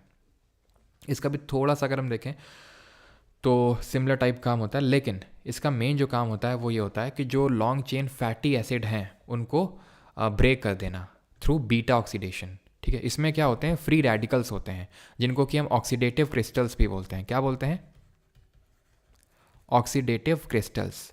ये क्रिस्टल्स क्या होते हैं, ये ऐसा कुछ करते हैं कि ये जो भी टॉक्सिन्स वगैरह होते हैं उनको निकाल देते हैं। एक तो ऑक्सीडेशन करके फैटी एसिड को ब्रेक कर देते हैं, जो भी सेल के अंदर फैटी एसिड होते हैं, सो दैट कि सेल अच्छे से फंक्शन कर पाए, बहुत ज़्यादा फैट डिपॉजिट ना हो। साथ ही साथ जो हार्मफुल टॉक्सिन्स हैं उनको भी न्यूट्रलाइज करने का काम करता है पेरोक्सिसोम। ठीक है, तो ये चीज़ है। क्लियर है पेरोक्सिसोम। अब यहाँ तक किसी कोई डाउट होगा तो पूछेगा, नहीं तो फिर हम आगे बढ़ते हैं। किसी का यहाँ तक कोई डाउट?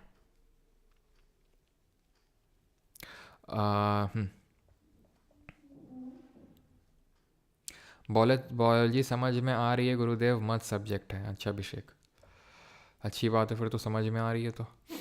सर थोड़ा हिंदी टर्म यूज़ करिए। अच्छा,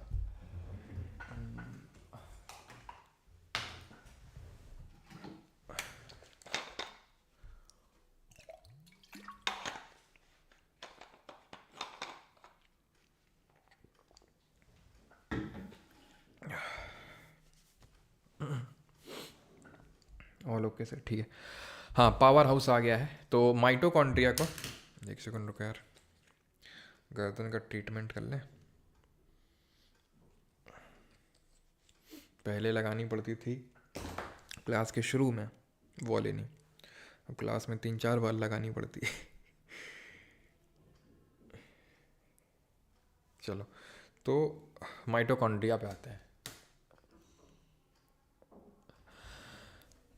माइटोकॉन्ड्रिया क्या होता है? तो माइटोकॉन्ड्रिया ये होता है, माइटोकॉन्ड्रिया मेन चीज़ है। मेन चीज़ का मतलब ये है कि इसको power house of the cell बोलते हैं। पावर हाउस ऑफ सेल, कोशिका का पावर हाउस क्यों बोलते हैं? क्योंकि ये एनर्जी बनाता है। It makes energy. एनर्जी किस फॉर्म में बनाता है?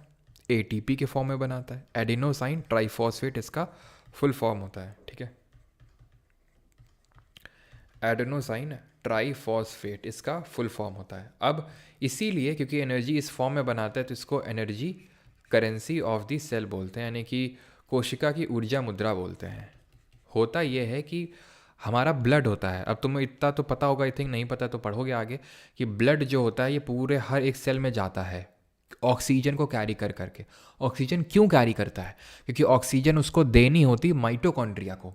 माइटोकॉन्ड्रिया क्या करता है उस ऑक्सीजन का यूज़ करके न्यूट्रिएंट्स को एनर्जी में ब्रेक करता है। न्यूट्रिएंट्स को एनर्जी में ब्रेक करता है, और एनर्जी किस फॉर्म में निकलती है? एटीपी की फॉर्म में निकलती है। इसकी जो दो झिल्ली होती हैं, डबल मेम्ब्रेन स्ट्रक्चर होता है। आउटर मेम्ब्रेन जो होती है ये पोरस नेचर की होती है। पोरस का मतलब है कि जैसे ऑक्सीजन वगैरह इससे आ जाती है आसानी से, और CO2 बनती है यहाँ पे, और वो CO2 ब्लड को दे देता है, और ब्लड फाइनली जो है लंग्स को देता है, और लंग्स के थ्रू हम एक्सेल कर देते हैं।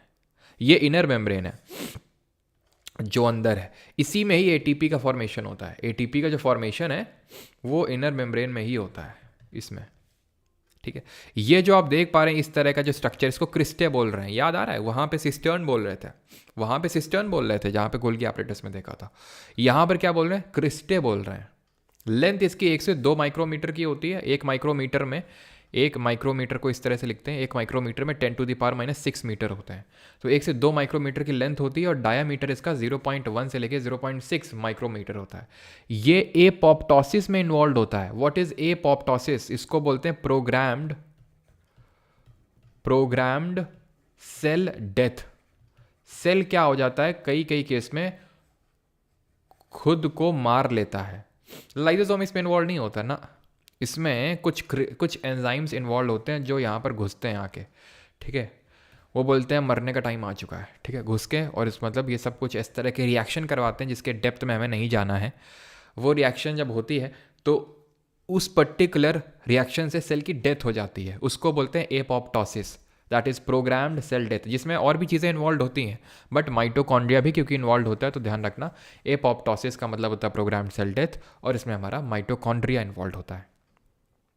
प्लास्टिड। और एक चीज़, हाँ, माइटोकॉन्ड्रिया के पास खुद का डीएनए और खुद का राइबोसोम होता है। दिस इज वेरी इंपॉर्टेंट, ठीक है। Mitochondria has its own DNA and ribosome.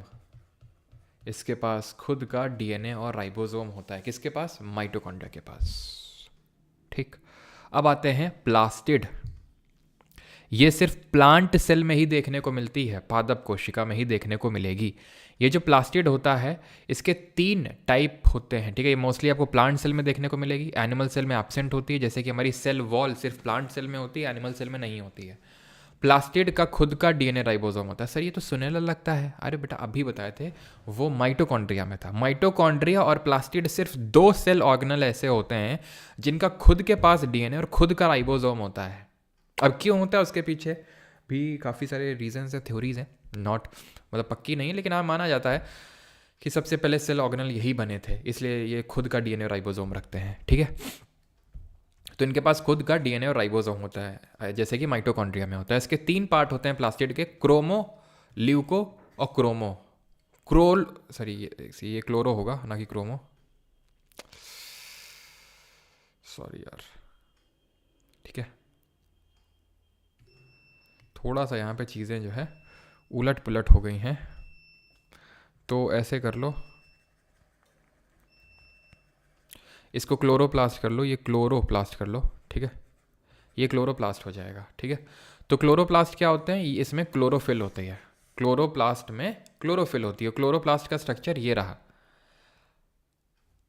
ये हम फोटोसिंथेसिस जब पढ़ेंगे, ठीक है, यानी कि प्रकाश संश्लेषण, तब वहाँ डेप्थ में इसके बारे में देखेंगे। लेकिन अभी के लिए बस इतना ध्यान रखना है, क्लोरोप्लास्ट में क्लोरोफिल होता है, जिसकी हेल्प से प्लांट क्या करते हैं, अपना भोजन बनाते हैं, अपना खाना बनाते हैं। थाइलाकॉइड क्या होते हैं, स्ट्रोमा क्या होता है, ग्रेनम क्या होता है, ये सब हम फोटोसिंथेसिस के टाइम पे पढ़ेंगे। किस तरह से ये लाइट को लेते हैं, ठीक है, किस लाइट डिपेंडेंट रिएक्शन होती है, एक लाइट इंडिपेंडेंट रिएक्शन होती है, इसको केल्विन साइकिल बोलते हैं, सब बाद में पढ़ेंगे। बस अभी के लिए सिर्फ इतना याद कर लो कि जो क्लोरोप्लास्ट होता है वो किस में इन्वॉल्व होता है, वो खाना बनाने में इन्वॉल्व होता है। वो चीज़ों को, जो फूड यहाँ पर बनता है बाई दी फोटोसिंथेसिस, उसमें इन्वॉल्व होता है, ठीक है। फिर अगर हम बात करें ल्यूकोप्लास्ट की, तो ये इस खाने को स्टोर करता है, ठीक है, स्टोरेज, ठीक है। तो ये स्टोरेज प्रोवाइड करने का काम करता है। इसके 3 पार्ट होते हैं, एमाइलो, एल्यूरो और इलायोप्लास्ट, ठीक है, एमाइलो, इलायो और एल्यूरोप्लास्ट। अभी किस किस चीज़ का स्टोरेज करते हैं, तो जो एमाइलो होता है ये कार्बोहाइड्रेट का स्टोरेज करता है, ठीक है। एल्यूरोप्लास्ट जो होता है ये प्रोटीन का स्टोरेज करता है, और इलायोप्लास्ट जो है फैट्स का स्टोरेज करता है। याद कैसे रखेंगे, एल्यूरो, रा है यहाँ पे, प्रोटीन को बोलते हैं तो रा आता है, प्रोनाउंस होता है। लाई, लैया जो होती है, लैया में क्या होता है, फैट होता है, तो ऐसे याद कर लो, इलायोप्लास्ट जो है फैट।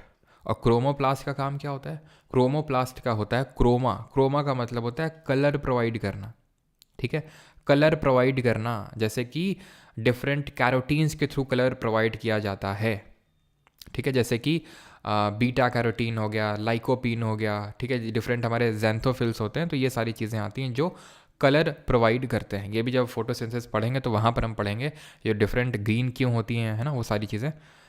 लीव सर, नहीं नहीं नहीं, कहाँ पे, वो मैं फोटोसिंथेसिस के टाइम पे पढ़ाऊंगा। जैसे थाइलाकॉइड होते हैं, ठीक है, इन्हीं का ये मतलब इस तरह से सैक लाइक स्ट्रक्चर में ये एक के ऊपर एक के ऊपर एक के ऊपर एक होते हैं, उन्हीं को हम ग्रेनम बोल देते हैं, ठीक है। साइट ऑफ लाइट रिएक्शन होते हैं, यहाँ डार्क रिएक्शन होती है, वो सारी चीज़ें हम आगे पढ़ेंगे, ठीक है। तो प्लास्टिड के पास खुद का डीएनए राइबोसोम होता है, सिर्फ प्लांट सेल में होता है। 3 पार्ट होते हैं, chloro, chromo, leuco. Chloro chlorophyll होता है, तो क्लोरो इसलिए बोल देते हैं। और जो क्लोरोफिल होता है वो आपका फोटोसिंथेसिस में इन्वॉल्व होता है, ठीक है, फोटोसिंथेसिस में इन्वॉल्व होता है।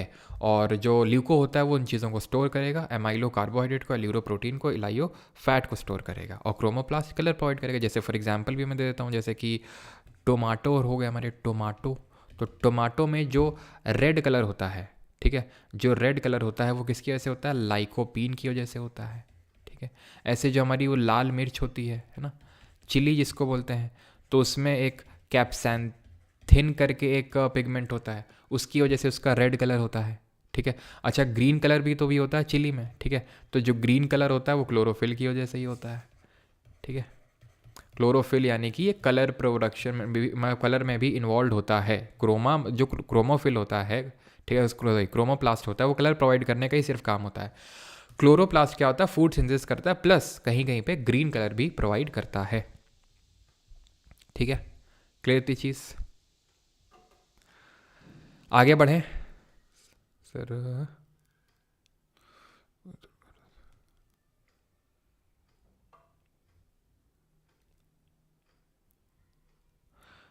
ग्रीन कलर ऑफ भाई रेड होता है, गाजर का तो रेड होता है, ग्रीन तो पहली बार देख रहे हैं, वो भी लाइकोपीन की वजह से होता है, ठीक है। Red colour of carrot. चलो आगे बढ़ते हैं, और अगला है हमारा, and that is cell division. ये आखिरी पार्ट है हमारा, ठीक है, आखिरी कंपोनेंट है सेल डिवीजन, यानी कि कोशिका विभाजन। इसको आप ध्यान से समझिएगा यहाँ पर, ठीक है। चलो इसको अभी यहाँ पे ध्यान से समझना, सेल डिवीजन को, कोशिका विभाजन को, बहुत बहुत बहुत बहुत इंपॉर्टेंट है, बहुत ज़्यादा इंपॉर्टेंट है, ठीक है। खासकर अभी के जो एग्ज़ाम्स हुए थे CHSL CPO वगैरह, उनमें काफ़ी क्वेश्चंस पूछे गए थे सेल डिवीजन से, और सेल डिवीजन के एक पर्टिकुलर कंपोनेंट से। सेल डिवीजन क्या होता है? कोशिका विभाजन। जब कोशिका यानी सेल दो या दो से ज़्यादा सेल्स में डिवाइड हो जाए तो उसको बोलते हैं सेल डिवीजन। ये जो आपकी मेन सेल होती है उसको बोलते हैं मदर सेल, और जो ये बनती हैं डिवीजन के बाद इनको बोलते हैं डॉटर सेल। ठीक है, डॉटर सेल। तो यहाँ पर आपने देखा कि किस तरह से ये मदर सेल दो डॉटर सेल में, कई बार ऐसा होता है कि ये जो डॉटर सेल्स बनी है ये फर्दर दो दो और डॉटर सेल्स प्रोड्यूस कर देती हैं। ठीक है, तो इसी बेसिस पे हम सेल डिवीजन को दो पार्ट में डिवाइड करते हैं, माइटोसिस और मयोसिस। माइटोसिस और म्योसिस। माइटोसिस में क्या होता है? माइटोसिस में जो, ऐसे मैंने आपको बताया, एक सेल दो सेल में बदल रही है, और फर्दर अगर ये डॉटर सेल्स बनी, दो और डॉटर सेल्स बना रही हैं, तो चार डॉटर सेल्स टोटल बन गई, तो इसको मयोसिस बोलते हैं। अब होता क्या है, माइटोसिस जो होता है वो सिर्फ सोमैटिक सेल्स में होता है और मयोसिस जर्म सेल्स में। मतलब सोमैटिक सेल वो सेल होती हैं जो सेक्स में इन्वॉल्व नहीं होती हैं, और जो जर्म सेल्स वो सेल्स होती हैं जो सेक्स में इन्वॉल्व होती हैं। जैसे अभी मैंने बताया थोड़ी देर पहले, फीमेल में ओवम होता है, शुक्राणु जिसको बोलते हैं, मेल में स्पर्म होता है। तो जब इन सेल्स में डिवीजन होगा, जब डिवीजन होगा तो मयोसिस के थ्रू होगा, यानी एक जो पेरेंट सेल है वो चार डॉटर सेल से बदलेगी। माइटोसिस की जब बात करेंगे तो यहाँ पर सेक्स सेल को छोड़ के जितनी और हमारे हैं, ठीक है, उनमें जो डिवीजन होगा वो माइटोसिस। अब ठीक है, ये तो डिवाइड कर रहे हैं और बना रहे हैं, ये भी डिवाइड कर रहे हैं और बना रहे हैं। क्यों बना रहे हैं? ठीक है, मान लो कि सेल ओल्ड हो गई, पुरानी हो गई, डेड हो गई, इंजर्ड हो गई, तो पुरानी सेल से जो नई सेल बन रही, सेल डिवीजन, यही तो बताया था हमारे रुडोल्फ वर्चोव जी ने। ठीक है, तो ये चीज़ क्लियर हो गई कि इसमें क्या हो रहा है, इसमें न्यूक्लियस सिर्फ एक बार डिवाइड हो रहा है, इसलिए पेरेंट सेल दो डॉटर सेल्स बना रही है, यहाँ पे पेरेंट सेल चार डॉटर सेल्स बना रही है। यहाँ पर डॉटर सेल्स डाइप्लॉइड हैं, यहाँ हैप्लॉइड हैं। इसका मतलब क्या होता है डाइप्लॉइड हाइप्लॉइड? देखो भाई, माइटोसिस में होता क्या है कि सेल डिवीजन होता है, तो मैंने आपको बताया था भाई सेल डिवीजन में याद करो कि न्यूक्लियस के अंदर ऐसे धागा टाइप स्ट्रक्चर था, क्रोमैटिन मटेरियल, ये क्रोमोसोम बन रहा था, ये ऐसे क्रोमोसोम बन रहा था ये। तो क्रोमोसोम क्या होते हैं? पेयर्स में एग्जिस्ट करते हैं। ठीक है, तो ऐसे यहाँ पर क्या, माइटोसिस में ये पेयर में एग्जिस्ट करेंगे, जैसे दो दो के पेयर में एग्जिस्ट करेंगे। मयोसिस में पेयर में एग्जिस्ट नहीं करते हैं। यहाँ पर क्या होता है, 23 pairs of chromosome you will get. 23 pair of chromosome का मतलब हो गया 46 क्रोमोसोम, क्योंकि एक पेयर का मतलब दो होता है। ठीक है, आप बोलते हैं ना वन पेयर ऑफ शूज या फिर one pair of socks, that means कि दो जूते, दो है ना शॉक्स, तो उस तरह से आप समझिए इसको। मयोसिस में क्या होता है, मयोसिस में 23 पेयर्स ऑफ क्रोमोसोम नहीं, 23 क्रोमोसोम होते हैं, और वो ऐसे सिंगल सिंगल एग्जिस्ट करते हैं, इनको बोलते हैं हैप्लॉइड। ठीक है, अब ऐसे याद कर लो, क्योंकि यहाँ पर एक पेरेंट सेल दो डॉटर सेल्स बना रही थी। ठीक है, तो ये दो दो ऐसे याद कर लो क्रोमोसोम है। अब ये फर्दर दो दो में डिवाइड हो रहे हैं, तो एक एक चला जाएगा इस तरह से। ठीक, तो ये सोमैटिक सेल्स में, ये जर्म सेल्स में। ठीक है, यहाँ पर दो डॉटर सेल्स, यहाँ चार डॉटर सेल्स, यहाँ डाइप्लॉइड, यहाँ हैप्लॉइड। ये कब होता है माइटोसिस? जब सेल बेकार हो गई, डेड हो गई, तब। मयोसिस कब होता है? जब जो हमारी रिप्रोड्यूसिंग सेल है, जो रिप्रोडक्शन में इन्वॉल्व होती हैं, सेक्स में, तो वो जब डिवाइड करती हैं खुद को, तो ओवम और स्पर्म में होता है मयोसिस। ठीक है, अब हम सेल की जो डिवीजन होती है उसकी कुछ साइकिल होती हैं, उसको देखते हैं। G0 एक तो होती है, ठीक है, जहाँ से चीज़ें स्टार्ट होती हैं।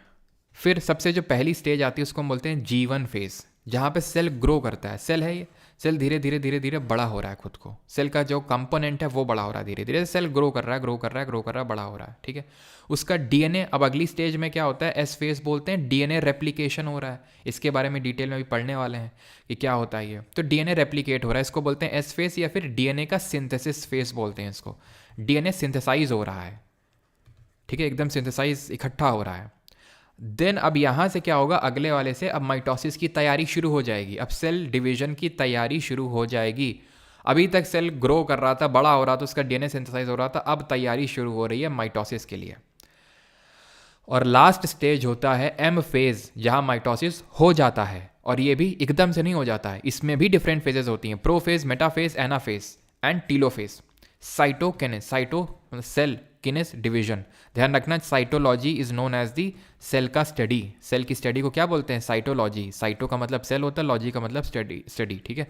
तो सेल की स्टडी को साइटोलॉजी। तो इसी तरह साइटोकिनेसिस, ठीक है, सेल का यहाँ पर डिवीजन हो गया फाइनली। ये जीवन से लेकर जो G2 तक होता है इसको इंटरफेज बोलते हैं। इसके बाद एम फेज में प्रोफेज, मेटाफेज, एनाफेज, टीलोफेज, ये ध्यान रखना है, ठीक। Cell cycle. अब ये डीएनए रेप्लिकेशन क्या होता है, लेकिन उससे पहले जब सेल डिवीजन होता है तो इसमें इन्वॉल्वमेंट होता है हमारे माइक्रोट्यूब्यूल्स का। माइक्रोट्यूब्यूल का एक बहुत बड़ा रोल होता है, की रोल होता है सेल डिवीजन को फैसिलिटेट करने में।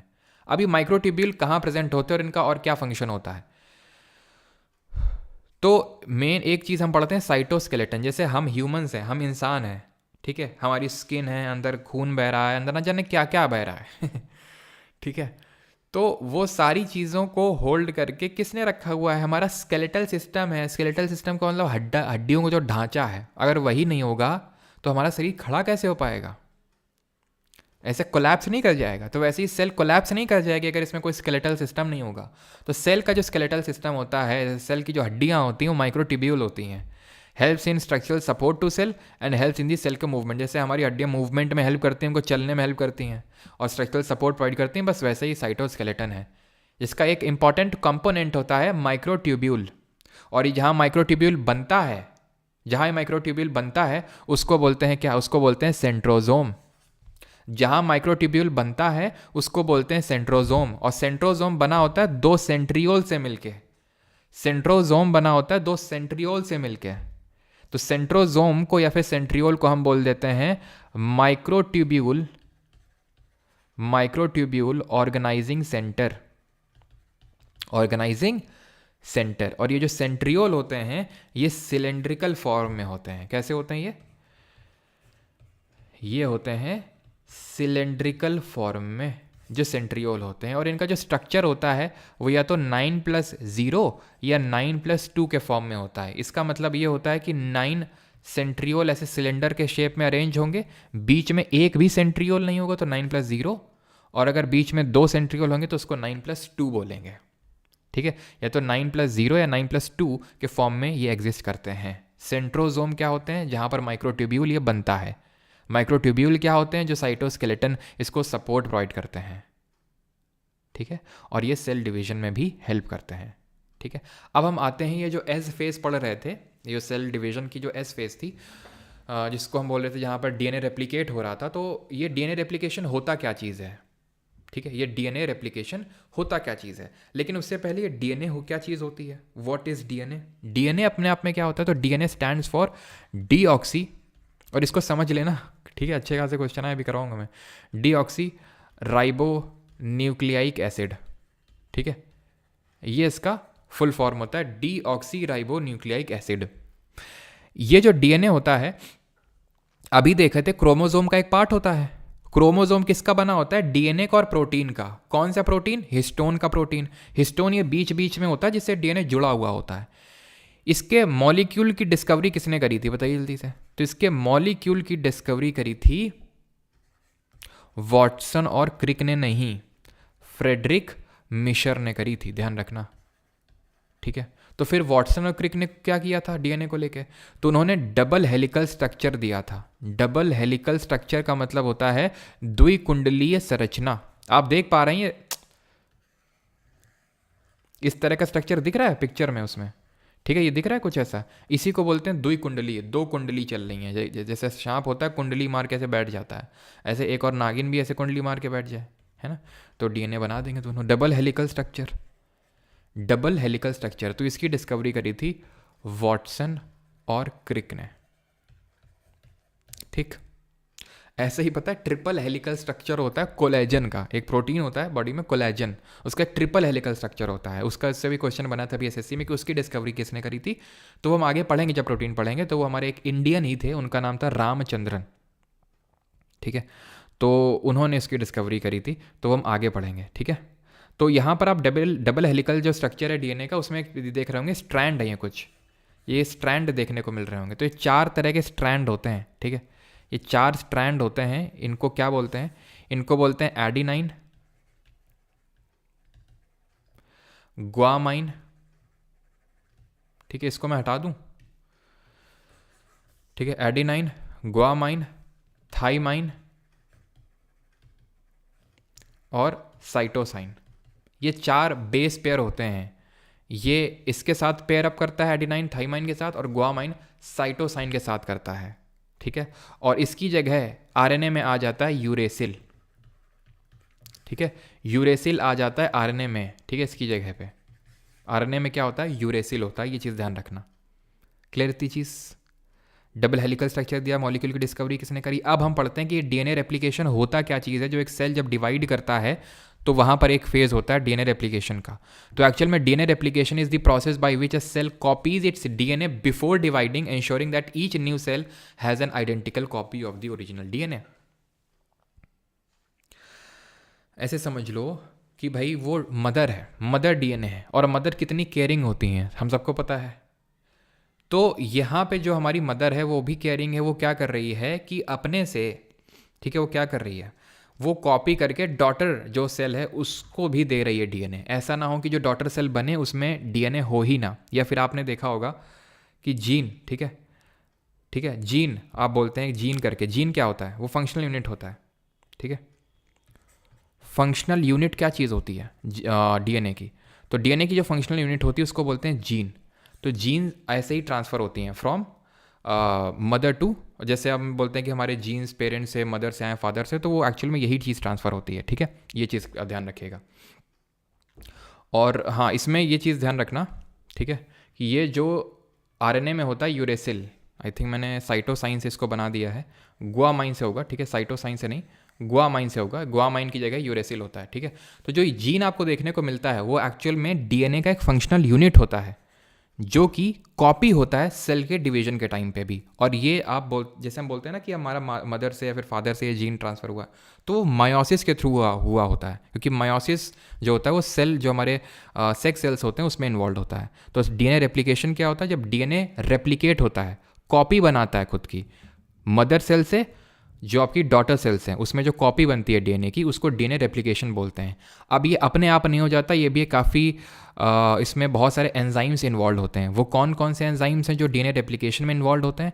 हेलिकेस होता है, प्राइमेस होता है, लाइगेस होता है और पॉलीमरेस होता है। हेलिकेस, प्राइमेस, लाइगेस और पॉलीमरेस। हेलिकेस जो होता है वो डबल जो स्ट्रैंड है उनको अलग अलग करके सिंगल सिंगल स्ट्रैंड में तोड़ देता है, ठीक है।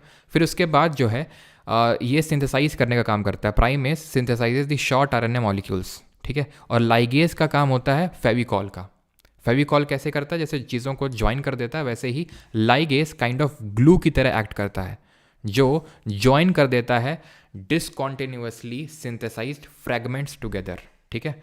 और फर्दर जो फाइनल सिंथेसिस का काम होता है वो पॉलीमरेज का काम होता है। अभी तक ऐसा फंक्शन पे तो क्वेश्चन नहीं पूछा एसएससी ने, सिर्फ आइडेंटिफाई करने के लिए क्वेश्चन पूछा था कि भाई इनमें से कौन सा एंजाइम होता है, कौन सा नहीं होता, इस तरह से, जो अभी आई थिंक सीपीयू या फिर सीएचएसएल का एग्जाम हुआ था तो उसमें। तो हेलिकेस, प्राइमेस, लाइगेस और पॉलीमरेस, ये 4 एंजाइम्स आपको ध्यान रखने हैं। लाइगेस, गे से जी से आप याद कर लो, यहाँ पे ग्लू, ये याद हो जाएगा, ठीक है। प्राइमेस, प्राइम का मतलब होता है किसी चीज़ को शुरू करना, ठीक है, वो चीज़ हो गया। हेलिकेस क्या कर रहा है, हेलिकेस कर रहा है भाई वो अलग अलग कर रहा है, डबल स्टैंड डीएनए को सिंगल सिंगल स्टैंड में तोड़ रहा है, ठीक है। अब एक चीज़ होती है जिसको हम बोलते हैं सेमी कंजर्वेटिव डीएनए रेप्लिकेशन। ये क्या चीज़ होती है? तो सेमी कंजर्वेटिव डीएनए रेप्लिकेशन का मतलब होता है जहां पर जो नया डबली स्ट्रैंडेड डीएनए बना है उसमें एक जो है ओरिजिनल स्ट्रैंड है और एक नया स्ट्रैंड खुद से बना है। ये पेरेंट डीएनए है, ये पेरेंट डीएनए है, ठीक है। फाइनल जो डॉटर डीएनए बन रहा है वो ये है भगवा कलर का, ठीक है, ये है, ठीक है, यहाँ पर आप देख पा रहे हैं। तो सेमी कंजर्वेटिव डीएनए का रेप्लिकेशन का मतलब ये हो गया कि एक पेरेंट सेल का है अभी और एक नया है, एक पेरेंट, एक पुराना एक नया, एक पुराना एक नया, एक स्ट्रैंड पुराना है एक स्ट्रैंड नया है। इसको बोलते हैं semi conservative DNA replication. Is that clear? DNA में क्या पढ़ा? डीएनए का मॉलिक्यूल का डिस्कवरी फ्रेडरिक मिशर ने किया, double helical structure Watson Crick ने दिया। इसमें 4 बेस पेयर्स होते हैं, एडिनोसाइन, ठीक है, एडिनोसाइन, ग्वामाइन, थाइमाइन और साइटोसाइन। जो एडिनोसाइन है वो थाइमाइन के साथ पेयर अप करता है ग्वानाइन साइटोसाइन के साथ, और ग्वामाइन की जगह यूरेसिल होता है आरएनए में। ये चीज़ आपको ध्यान रखनी है। क्लियर है? ख़त्म हो गई हमारी यहाँ पे चीज़ें, ठीक है। ख़त्म तो नहीं हुई, एनिमल सेल प्लांट सेल में डिफरेंस नहीं बताने वाला हूँ बिकॉज पहले ही बता चुका हूँ मैं, ठीक है। हाँ। क्या चीज़?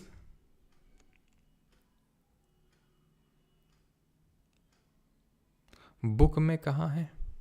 कौन सी बुक में, मतलब इंग्लिश वाले उसमें नोट्स में या फिर इसमें हिंदी वालों की बात कर रहा हूँ?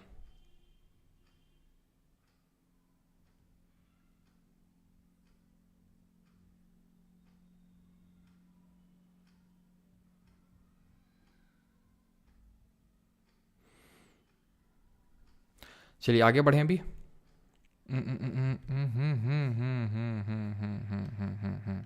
यस, यहाँ पे मैं आरएनए का अलग से लिख ही देता हूँ, ठीक है। ये फालतू में कन्फ्यूजन हो रहा है। यहाँ पे कौन किसके साथ पेयर करता है, यहाँ पे मैं आरएनए की बेस पेयर्स की पेयरिंग लिख देता हूँ, ठीक है। RNA base pairs pairing.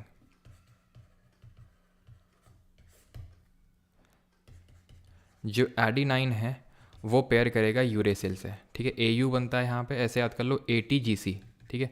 यहाँ पर याद कर लो ATGC, यहाँ पे हो जाएगा GC, ठीक है। AUGC गुआनाइन साइटोसाइन, ठीक है। तो AUGC देख लेना अगर वो चीज़, हाँ ये चीज़ नहीं है, ठीक है, क्योंकि पिछली बार मैंने ये चीज़ नहीं पढ़ाई थी DNA रेप्लिकेशन वाला, तो ये आपको ऐड करना पड़ेगा नोट्स में, ठीक है। ये चीज़ नहीं होगी, बिल्कुल नहीं होगी, बिकॉज ये आपको इसी बार मैंने ऐड ऑन किया है, तो वो आपको वहाँ पे थोड़ा सा ऐड ऑन कर लीजिएगा आप नोट्स में कहीं पे भी, ठीक है, जहाँ पे थोड़ी सी जगह हो। अब लास्ट चीज़ पे आ जाते हैं और वो है एंडोसाइटोसिस और एक्सोसाइटोसिस। तो एंडो का मतलब होता है एंट्री, अंदर लेना चीज़ों को, ठीक है, चीज़ों को अंदर लेना। It is a kind of type of active transport. जैसे हमने एक्टिव ऑस्मोसिस पढ़ाया था मैंने, फिर एक्टिव ट्रांसपोर्ट उसी को बोलते हैं जहाँ पर एनर्जी के थ्रू फ्रॉम लोअर कंसेंट्रेशन से हायर कंसेंट्रेशन में जब मूवमेंट होता है तो उसी को हम एक्टिव ट्रांसपोर्ट बोलते हैं। Movement of particle into the cell, अंदर जब चीज़ें आ रही हैं तो हम चीज़ें अंदर हम भी लेते हैं। भाई खाने पीने की बात हो रही है यहाँ पे, कुछ और मत समझ लेना। तो जब खाना अंदर लेते तो फैगोसाइटोसिस, और जब पानी अंदर लेते तो पिनोसाइटोसिस। कौन? सेल। सेल जब किसी चीज़ को अंदर लेते हैं तो उसको एंडोसाइटोसिस बोलते हैं। अगर वो खाना खा रहे हैं, ऐसे याद कर लो, खाना खा रहे हैं, ठीक है, सेल का ईटिंग प्रोसेस, तो फैगोसाइटोसिस। पानी पी रहे हैं तो पिनोसाइटोसिस, ठीक है। वो किस तरह से होता है वो यहाँ पे आप देख सकते हैं, किस तरह से सेल के अंदर चीज़ें जा रहा है। ये एक बन रहा है जिसको बोलते हैं फूड वैक्यूल, ठीक है। और जो भी एक्सक्रीशन होता है वो एक्सोसाइटोसिस के थ्रू निकल जाता है। यहाँ पर आप फैगोसाइटोसिस देख पा रहे होंगे एक अमीबा की सेल में। अमीबा क्या कर रहा है? अमीबा का हमें पता है इर्रेगुलर शेप का होता है, कोई शेप नहीं होता, अदरक की तरह कहीं से भी बढ़ता है। फूड पार्टिकल देखते ही इसके अंदर ख्याल आता है वाह क्या चीज़ है, ठीक है। तो यहाँ पर आता है अपने ये सीडोपॉड बनाता है, यानी फॉल्स फीड बनाता है, उसको अंदर लेता है और अंदर लेके इसको खा लेता है। ये फूड वैक्यूल बन गया। डाइजेस्ट करके इसको जो वेस्ट मटेरियल है उसको बाहर कर देता है, ठीक है। तो जो बाहर करने वाला प्रोसेस होता है उसको बोलते हैं एक्सोसाइटोसिस, ठीक है। Movement of particle from cell to the external environment, बाहर फेंक देना, ऑल्सो कॉल्ड एज सेल का वॉमिटिंग, ठीक है, सेल को बाहर कर देना। तो यहाँ पर आप देख पा रहे हैं किस तरह से सेल जो है वेस्ट मटेरियल को बाहर निकाल रहा है। यहाँ पर अलग से कोई फैगो और पीनो आपको नहीं पढ़ना है। जैसे यहाँ पर हमने फैगोसाइटोसिस और पिनोसाइटोसिस पढ़ा था। पीनो क्या है? सेल का ड्रिंकिंग प्रोसेस है एक तरह का, ठीक है। लेक्चर यहाँ पर हो गया ख़त्म। अब किसी का कोई एज सच ओवरऑल डाउट हो तो जल्दी से पूछ सकता है, ठीक है। अभी हम कर लेते हैं यहाँ पर कुछ क्वेश्चंस, ठीक है, क्योंकि क्वेश्चंस काफ़ी हैं तो मैं यहाँ पर अभी यूपीएससी वाले क्वेश्चंस नहीं करवा रहा हूँ। अलग से आज शाम को बैच में मैं करवा दूंगा यूपीएससी वाले जो क्वेश्चंस हैं, क्योंकि यही क्वेश्चन अपने आप में काफ़ी हैं। और यूपीएससी CDS CAPF NDA में भी खूब ढेरों क्वेश्चन पूछे जाते हैं, ठीक है, सेल टॉपिक पे। तो फिर वहीं पे कर लेंगे ना। चिरकुट देखो बेटा, जब हमारा एक ये पेरेंट सेल है, ठीक है, और जब डॉटर सेल बनती है तो कुछ इस तरह से, ठीक है। लेकिन बीच में ऐसी स्टेज होगी जहाँ पर क्या होगा, एक पेरेंट सेल का स्ट्रैंड होगा, एक डॉटर सेल का स्ट्रैंड होगा। इसी को बोलते हैं सेमी कंजर्वेटिव DNA रेप्लिकेशन, यानी पूरी तरह से DNA रेप्लिकेट नहीं हुआ है, ठीक है। चलो क्वेश्चन करो जल्दी से। डी उर्दू में पढ़ाओ। सर राइबोसोम मिस हो गया। राइबोसोम कहाँ मिस हो गया धीरज? बताया तो, राइबोसोम प्रोटीन बनाने फंक्शन में, प्रोटीन के उसमें सिंथेसिस में इन्वॉल्व होता है।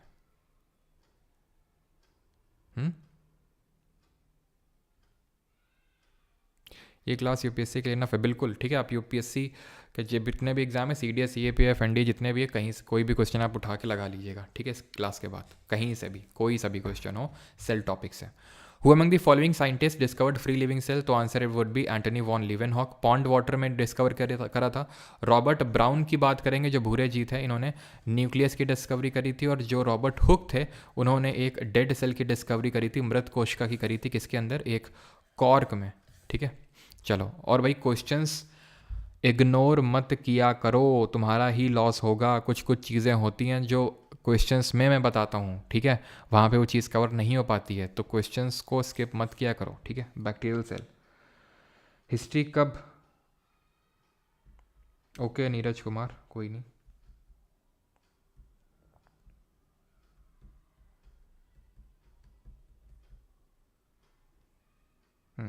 अब आते हैं क्वेश्चंस को ढंग से। जिन लोगों को अगर वैसे होता है ना कि जो साइंस बैकग्राउंड से नहीं है, तो वो तो और थोड़ा सा ढंग से यहाँ पे क्वेश्चन को अटेम्प्ट करें। बैक्टीरियल सेल, इसकी लेंथ कितनी होती है? तो बैक्टीरियल सेल की अगर बात करें तो लेंथ इसकी डिपेंड करती है कि किस बैक्टीरिया की बात हो रही है यहाँ पे, ठीक है।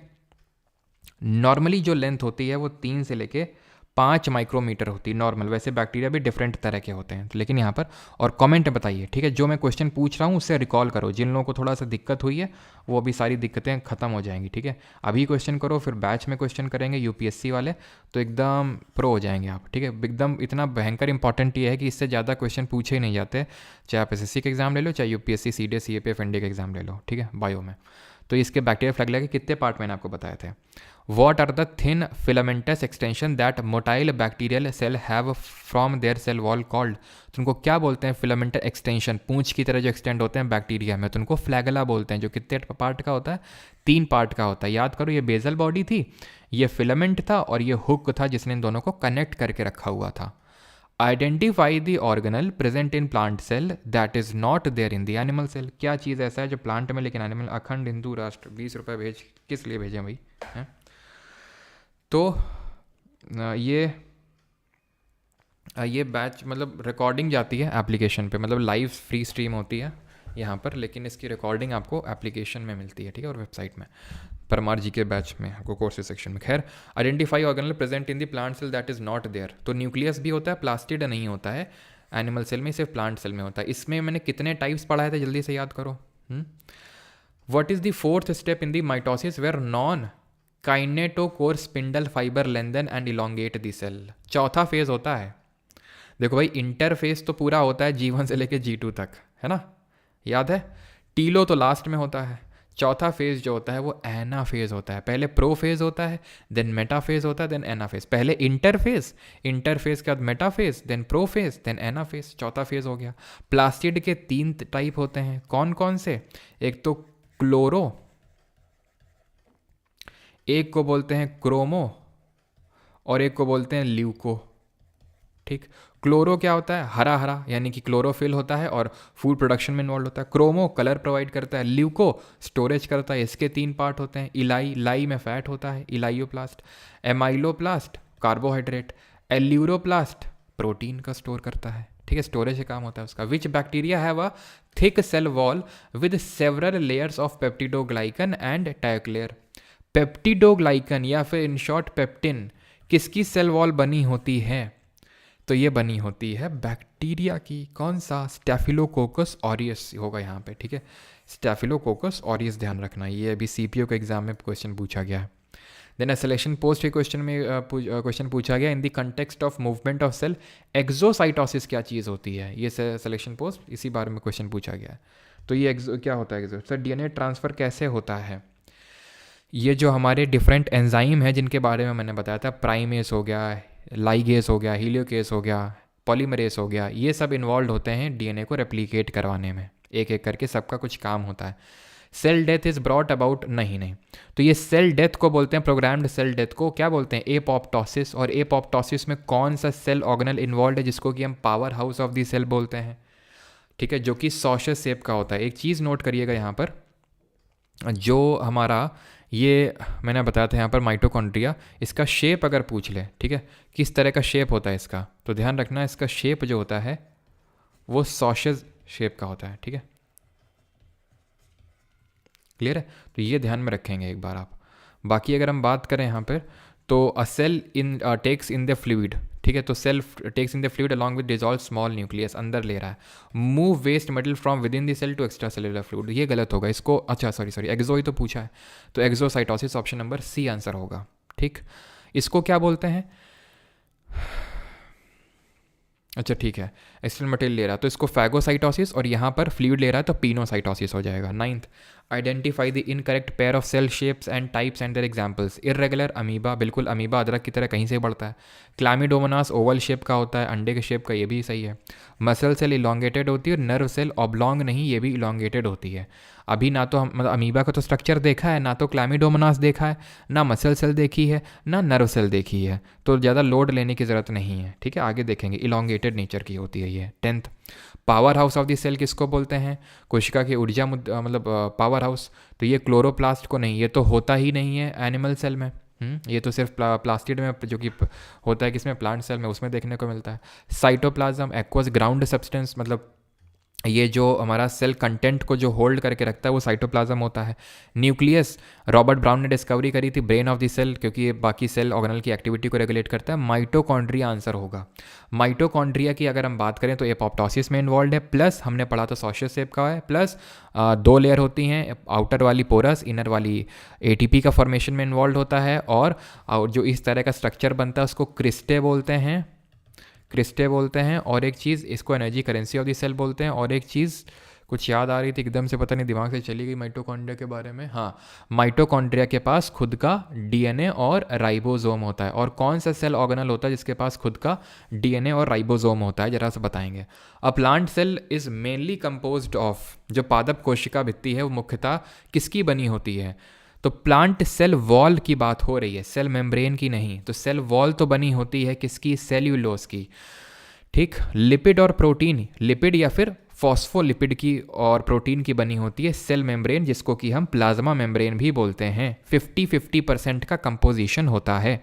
कमेंट बताना है कि जो फंगस की सेल वॉल होती है वो किसकी बनी होती है।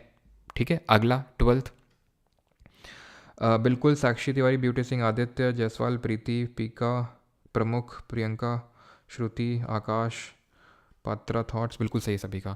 तो which of the following cell organelle is involve in apoptosis, देखो कितना आसान है। ये किस में इन्वॉल्व होता है, ये इसको suicide bag of the cell बोलते हैं। कहाँ बनता है, कहाँ बनता है ये कहाँ बनता है, और इसके अंदर जो हाइड्रोलिटिक एंजाइम भरा होता है वो कहाँ बनता है, हाइड्रोलिटिक जो एंजाइम भरा होता है वो कहाँ, Golgi apparatus, post office of the cell, packaging, modification और डिस्पैचिंग में इन्वॉल्व होता है। कैमिलियो गोल्गी ने डिस्कवरी करी थी। एंडोप्लाज्मिक रेटिकुलम किस में इन्वॉल्व होता है, ट्रांसपोर्ट में।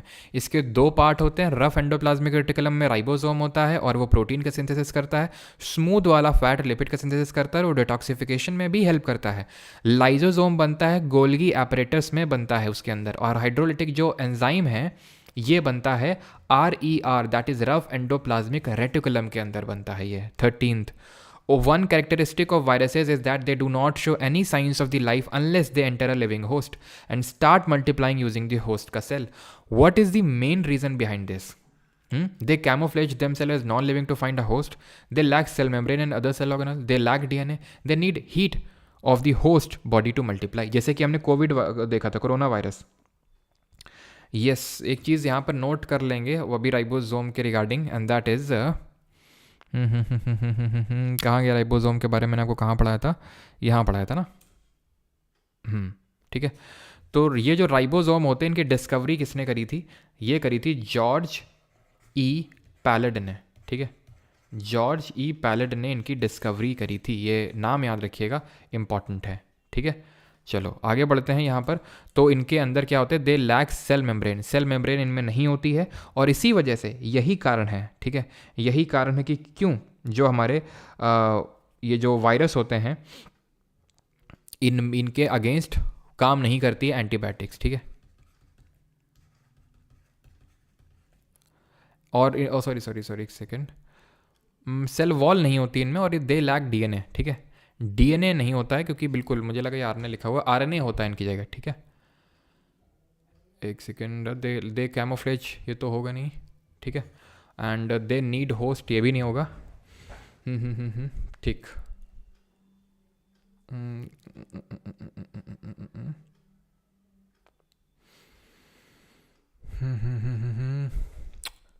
बी होगा इसका आंसर, ठीक है, बी होगा इसका answer, option number B. They lack cell membrane and other cell organelles. अब मैं आपको बताता हूँ कैसे। देखो, जो हमारा कोरोना वायरस था वो उसमें डीएनए नहीं था, ठीक है, लेकिन उन तरह के वायरसेस को बोलते हैं रेट्रो वायरस, जिनमें कि जिनका जेनेटिक मटेरियल आरएनए का बना होता है। जिनका डीएनए का बना होता है वो तो नॉर्मल वायरसेस होते हैं, लेकिन जिनमें आरएनए का बना होता है उनको रेट्रो वायरस बोलते हैं। अब मैं क्या बता रहा था आपको, हाँ, एंटीबायोटिक क्यों वर्क नहीं करती उनके अगेंस्ट, वो तो खैर डिजीज़ वाले चैप्टर में पढ़ेंगे, लेकिन क्योंकि जैसे जो बैक्टीरिया होते हैं उनके अगेंस्ट, जो बैक्टीरियल डिजीज़ होते हैं उनके अगेंस्ट वर्क करता है, क्योंकि वो लोग क्या करते हैं, पूरा सेल वॉल वगैरह फॉर्मेशन करते हैं, तो उसको होने नहीं देता एंटीबायोटिक।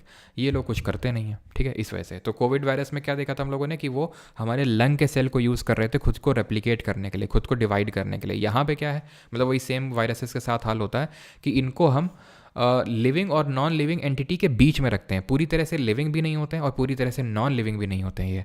ये काइंड ऑफ रेप्लिकेट करना स्टार्ट कर देते हैं, लिविंग कैरेक्टर शो करना स्टार्ट कर देते हैं जब इनको कोई होस्ट सेल मिलता है तभी। Which cell organelle enzyme contain enzymes for digesting cellular waste and foreign materials. तो भाई डाइजेशन में सेलुलर वेस्ट और फॉरेन मटेरियल में कौन हेल्प करता है, lysosome. Option number C will be the correct answer, ठीक है। What is the primary function of Golgi apparatus, ये जेई में क्वेश्चन पूछा गया। लिपिड प्रोडक्शन में तो स्मूथ एंडोप्लाज्मिक रेटिकुलम इन्वॉल्व होता है, स्टोरिंग पैकेजिंग में इन्वॉल्व होता है। Option number B will be the correct answer, ठीक है। सेलुलर रेस्पिरेशन कहाँ पे होता है, ये होता है माइटोकॉन्ड्रिया में। सर ये तो पढ़ाया नहीं आपने, एक्चुअल में ये पढ़ाया तो नहीं है, लेकिन जब धीरे धीरे रेस्पिरेशन में पढ़ाऊंगा तो अपने आप ये समझ में आ जाएगा आपको कि माइटोकॉन्ड्रिया के अंदर होता है। जब रेस्पिरेशन में आपको पढ़ाऊंगा तो वहाँ पर रेस्पिरेशन हम देखेंगे कि जो एरोबिक रेस्पिरेशन होता है वो माइटोकॉन्ड्रिया के अंदर होता है।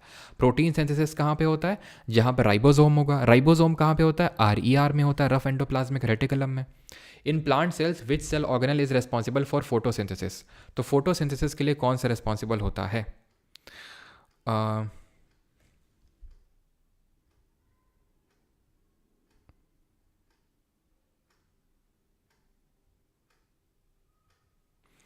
Sir black background with yellow colour pen, अच्छा, सबकी अपनी अपनी अलग ख्वाहिश रहती हैं, ठीक है।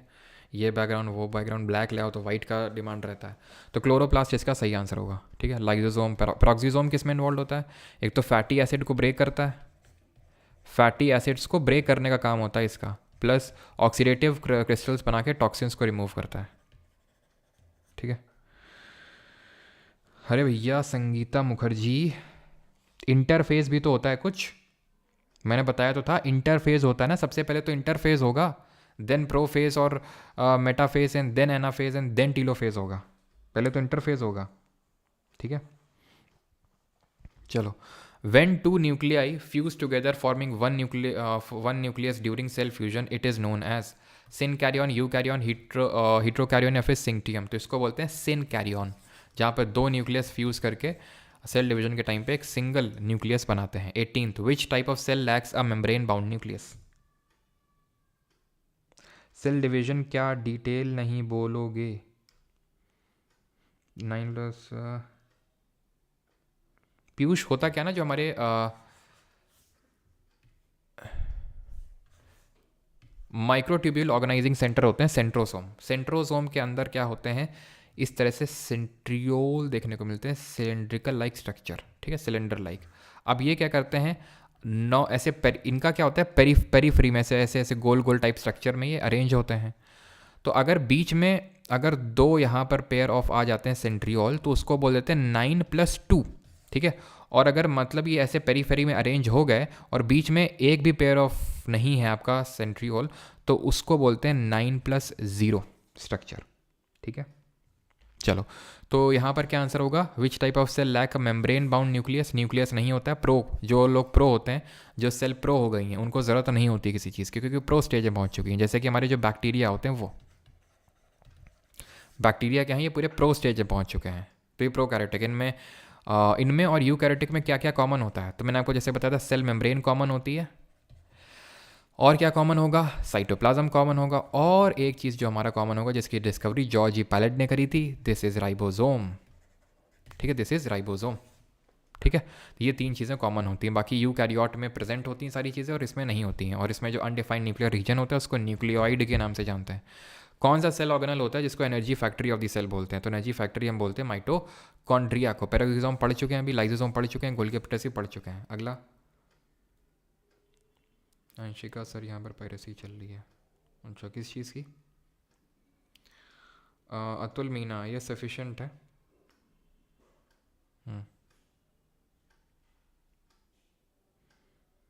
चलो, तो what specialised nerve cells does the phylum Cnidaria have to capture? ये तो नहीं करना है अभी, ठीक है। आंसर स्टिंगिंग सेल होगा, लेकिन अभी नहीं, जो प्लांट एंड एनिमल किंगडम वाला चैप्टर करेंगे वहाँ पे। विच of the following is a function of the cytoskeleton? Cytoskeleton का फंक्शन क्या होता है? तो जिस तरह हमारी बॉडी में जो स्केलेटल सिस्टम का होता है, क्या सेल को सपोर्ट करना और उसको शेप प्रोवाइड करना। ये तो इनर मेम्ब्रेन ऑफ माइटोकॉन्ड्रिया करती है।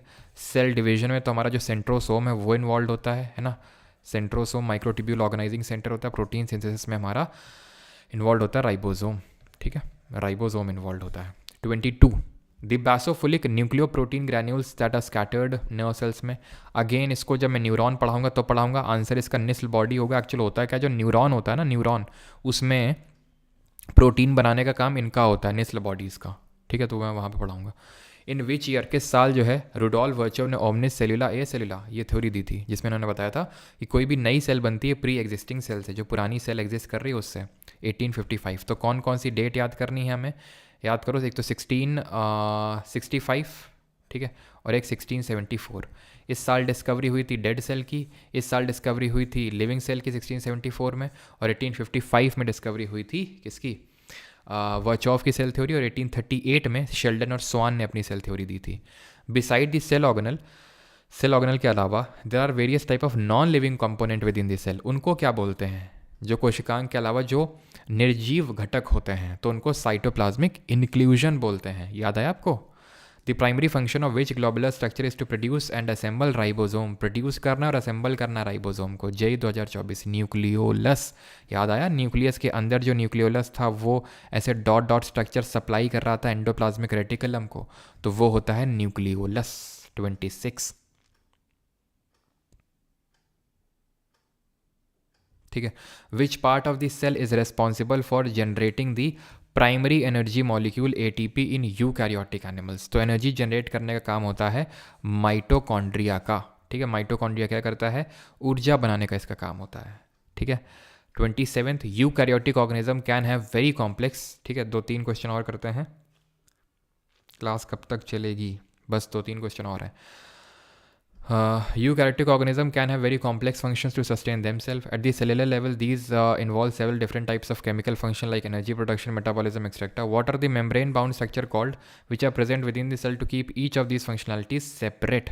Membrane-bound structure जो होता है, जो which are present within the cell to keep each of this, तो इनको बोलते हैं ऑर्गेनल, ठीक है। ऑप्शन नंबर सी, ये ऑर्गेनल होते हैं जो अलग अलग होते हैं, जो अलग अलग फंक्शन को परफॉर्म करते हैं।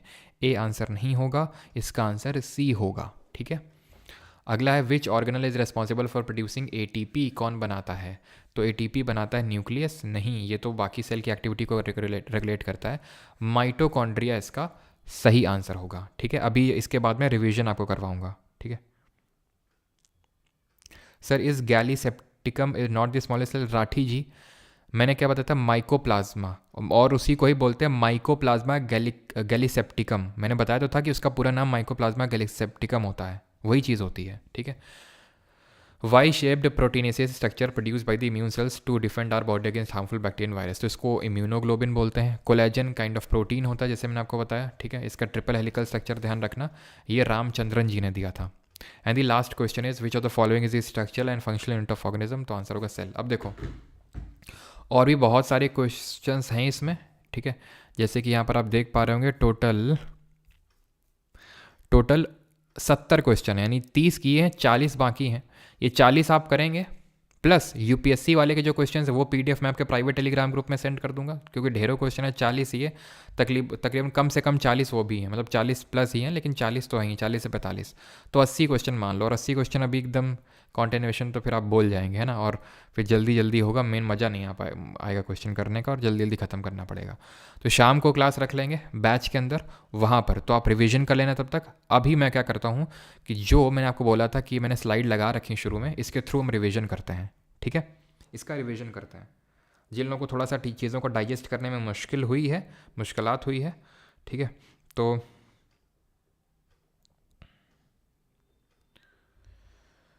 विकास हुड्डा नहीं, ये बैच की क्लासेस होती हैं तो वो ऐप में जाती हैं इसकी रिकॉर्डिंग।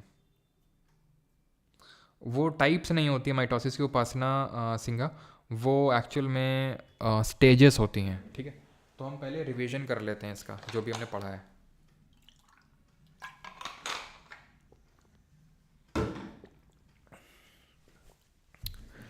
तो हमने सेल के बारे में सबसे पहले तो डेफिनेशन पढ़ी कि फंक्शनल यूनिट होती है, बेसिक बिल्डिंग और ब्लॉक होता है लाइफ का।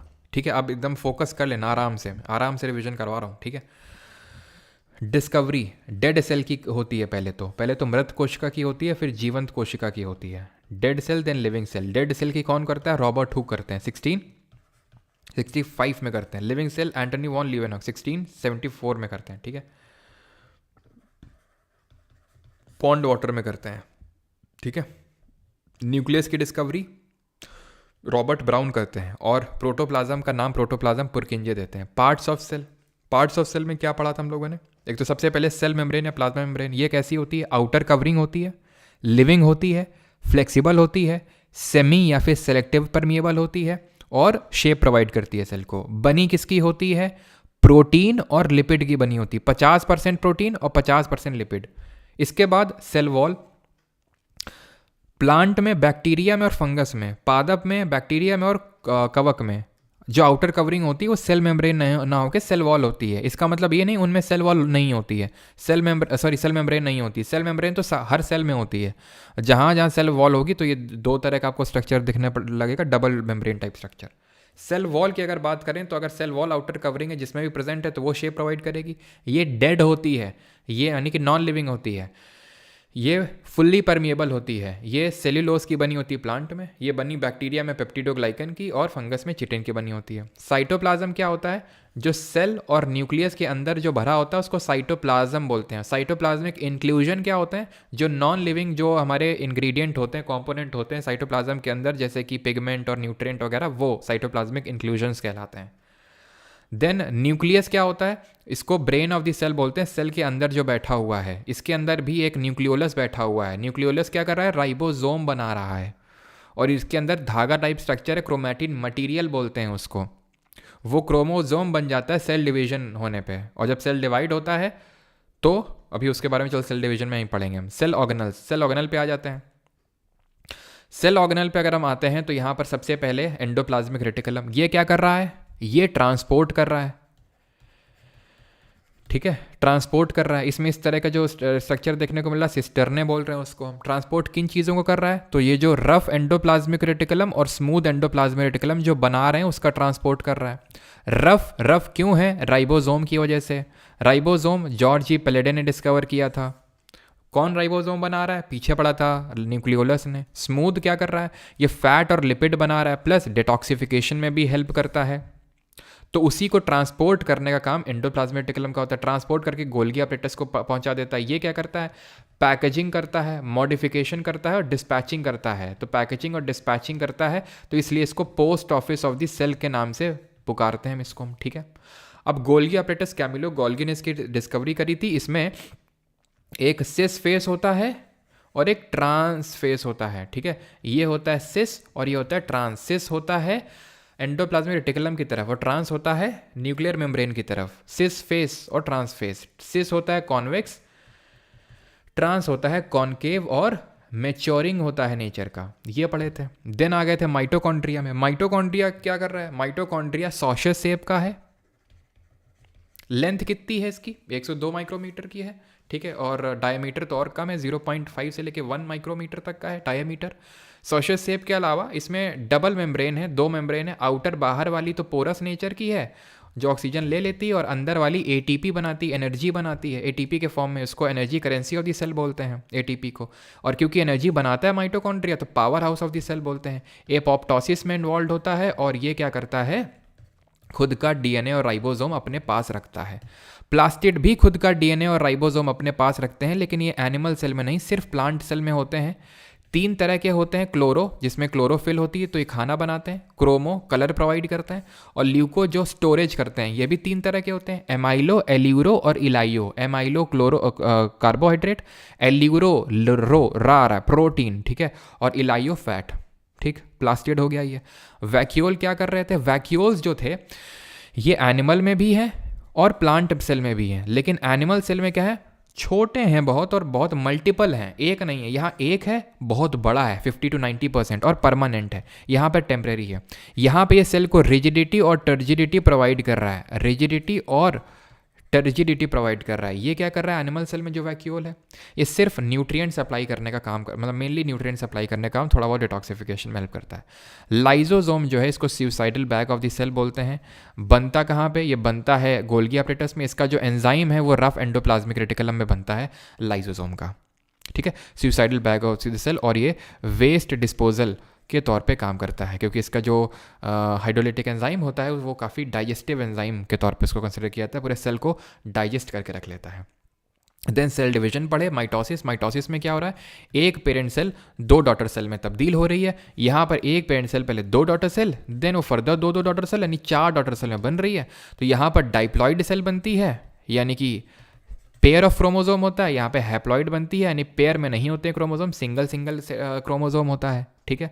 माइटोसिस हमेशा सोमैटिक सेल में होता है, सोमैटिक सेल जो कि सेल डिवीजन में इन्वॉल्व नहीं होती हैं। मेयोसिस जो होते हैं ये आपकी जर्म सेल में होती हैं, ठीक है, जर्म सेल में। इसकी क्या क्या स्टेजेस पड़ी थी, तो G0 जो मतलब एक स्टार्टिंग होती है, लेकिन एक्चुअल में जो ग्रोथ स्टेज होती है वो G1 फेज होती है। देन होती है S फेज, जिसको डीएनए सिंथेसिस या फिर यहीं पे होता है DNA replication. Then DNA replication क्या चीज़ होती है अभी देखते हैं। देन इसके पास G2 यानी प्रिपरेशन फॉर माइटोसिस, देन आपका माइटोसिस हो जाता है। इन तीनों स्टेजेस को बोलते हैं इंटरफेज। देन यहाँ पे होता है आपका प्रोफेज, मेटाफेज, एनाफेज और टीलियोफेज और साइटोकिनेसिस हो जाती है देन उसके बाद, ठीक। तो ये हमारे स्टेजेस होते हैं। डीएनए रेप्लिकेशन का मतलब होता है जहाँ पर जब सेल डिवीजन होता है तो डीएनए की कॉपी चली जाती है किसके पास, डॉटर सेल्स के पास। अगर एक स्ट्रैंड ही जाता है, क्योंकि डीएनए का मॉलिक्यूल का discovery Friedrich Miescher double helical structure Watson और क्रिक ने किया था। तो अगर एक स्ट्रैंड जाता है और पेरेंट सेल से और एक डॉटर का होता है इस तरह से, तो उसको सेमी कंजर्वेटिव डीएनए बोलते हैं। डीएनए रेप्लिकेशन में प्राइमेस होता है हमारा एंजाइम, लाइगेस होता है ग्लू की तरह ऐड करता है, हीलियोकेस होता है जो क्या करता है स्ट्रैंड को अलग अलग करता है, और पॉलीमरेज होता है। तो ये एंजाइम्स जो होते हैं ये डीएनए रेप्लिकेट करवाने में हेल्प करते हैं। बस इतना ही पढ़े थे। इसके बाद फैगोसाइटोसिस और एंडोसाइटोसिस और एक्सोसाइटोसिस पढ़े थे। एंडो का मतलब होता है अंदर लेना और एक्सो का मतलब बाहर दे देना। फैगो मतलब खाना खाना, पीनो मतलब पानी पीना, ठीक। Sir in polity amendment and act not taken, Adarsh act नहीं हुआ है, वो मैं एक दिन बीच में क्लास रखवा के करवा दूंगा। अमेंडमेंट हो चुका है, या तो आप सो रहे हैं या तो आप समझे नहीं हैं जो मैं रोज़ क्लास में चिल्लाता था, ठीक है। अमेंडमेंट हो चुका है, अब पता नहीं आप कैसे बोल रहे हैं कि नहीं हुआ। आत्मविश्वास, एक सेकेंड, माइक्रोट्यूब्यूल ना,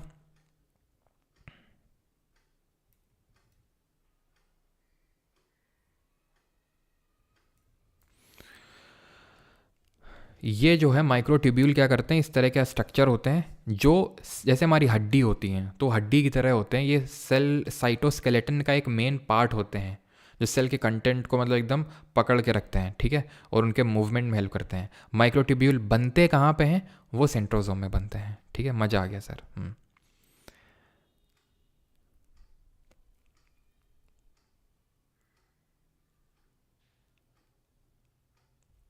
साइटोसोल का बना होता है साइटोप्लाज्म।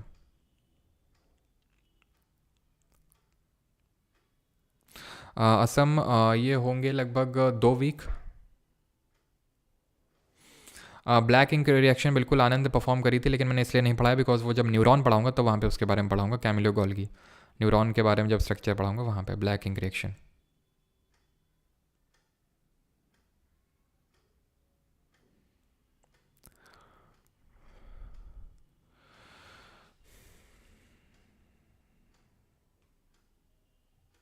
राज्यपाल का आर्टिकल्स किस देश से लिया गया, आर्टिकल किस देश से नहीं लिया गया राज्यपाल का आर्टिकल, ठीक है। जो गवर्नर की अपॉइंटमेंट होती है बाय द सेंटर वो हमने कनाडा से लिया है। जो appointment of governor bye centre होती है वो हमने कनाडा से लिया है।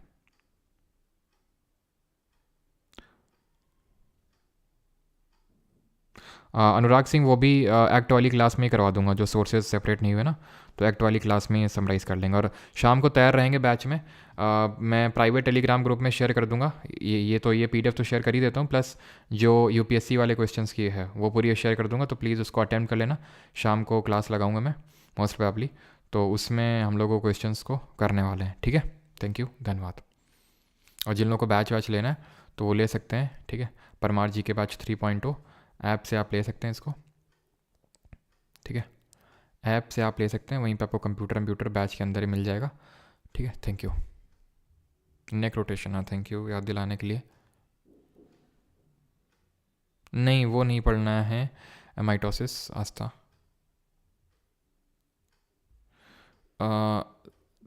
थायमिन की जगह यूरेसिल कहाँ पे?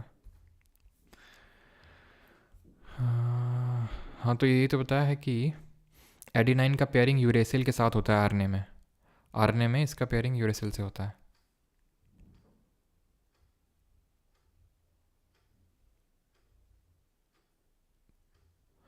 सेंट्रियोल को डिफाइन कर दो। सेंट्रियोल, बस ये ध्यान रखो कि ये सेंट्रियोल जो होते हैं सिलेंड्रिकल स्ट्रक्चर होते हैं, जो सेल डिवीजन में सेंट्रोजोम का पार्ट होते हैं, सेल डिवीजन में पार्टिसिपेट करते हैं।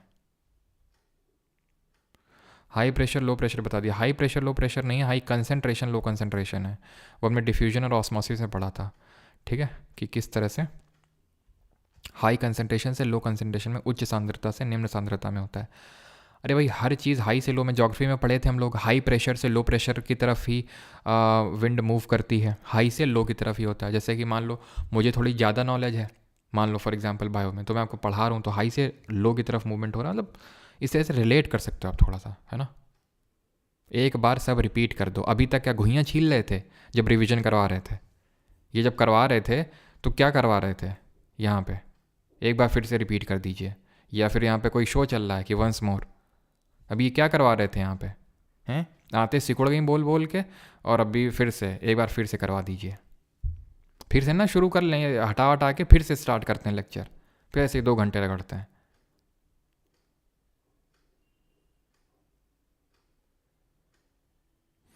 शाम को अभिषेक का तो मैं टाइम बता दूंगा, अभी फिक्स नहीं है। आई थिंक 7 PM पे होगा क्लास, मोस्ट प्रॉब्ली 7 PM को होगा।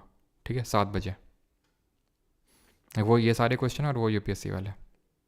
सिलेक्टिवली परमेबल का मतलब होता है सिलेक्टिवली जो चीज़ें अंदर आती हैं, सारी चीज़ें अगर अंदर आ रही हैं तो फ्रीली परमेबल, जो सेल वॉल होती है सिलेक्टिवली आ रही हैं तो वो। ठीक है, हिंदी का तो पैराग्जिसोम का नहीं पता है मुझे, श्री हरी सरनम। 2 हफ्ते होंगे भाई, बीटीएससी चाहिए है ना, 2 हफ्ते लगभग। Thank you SSC with SRV.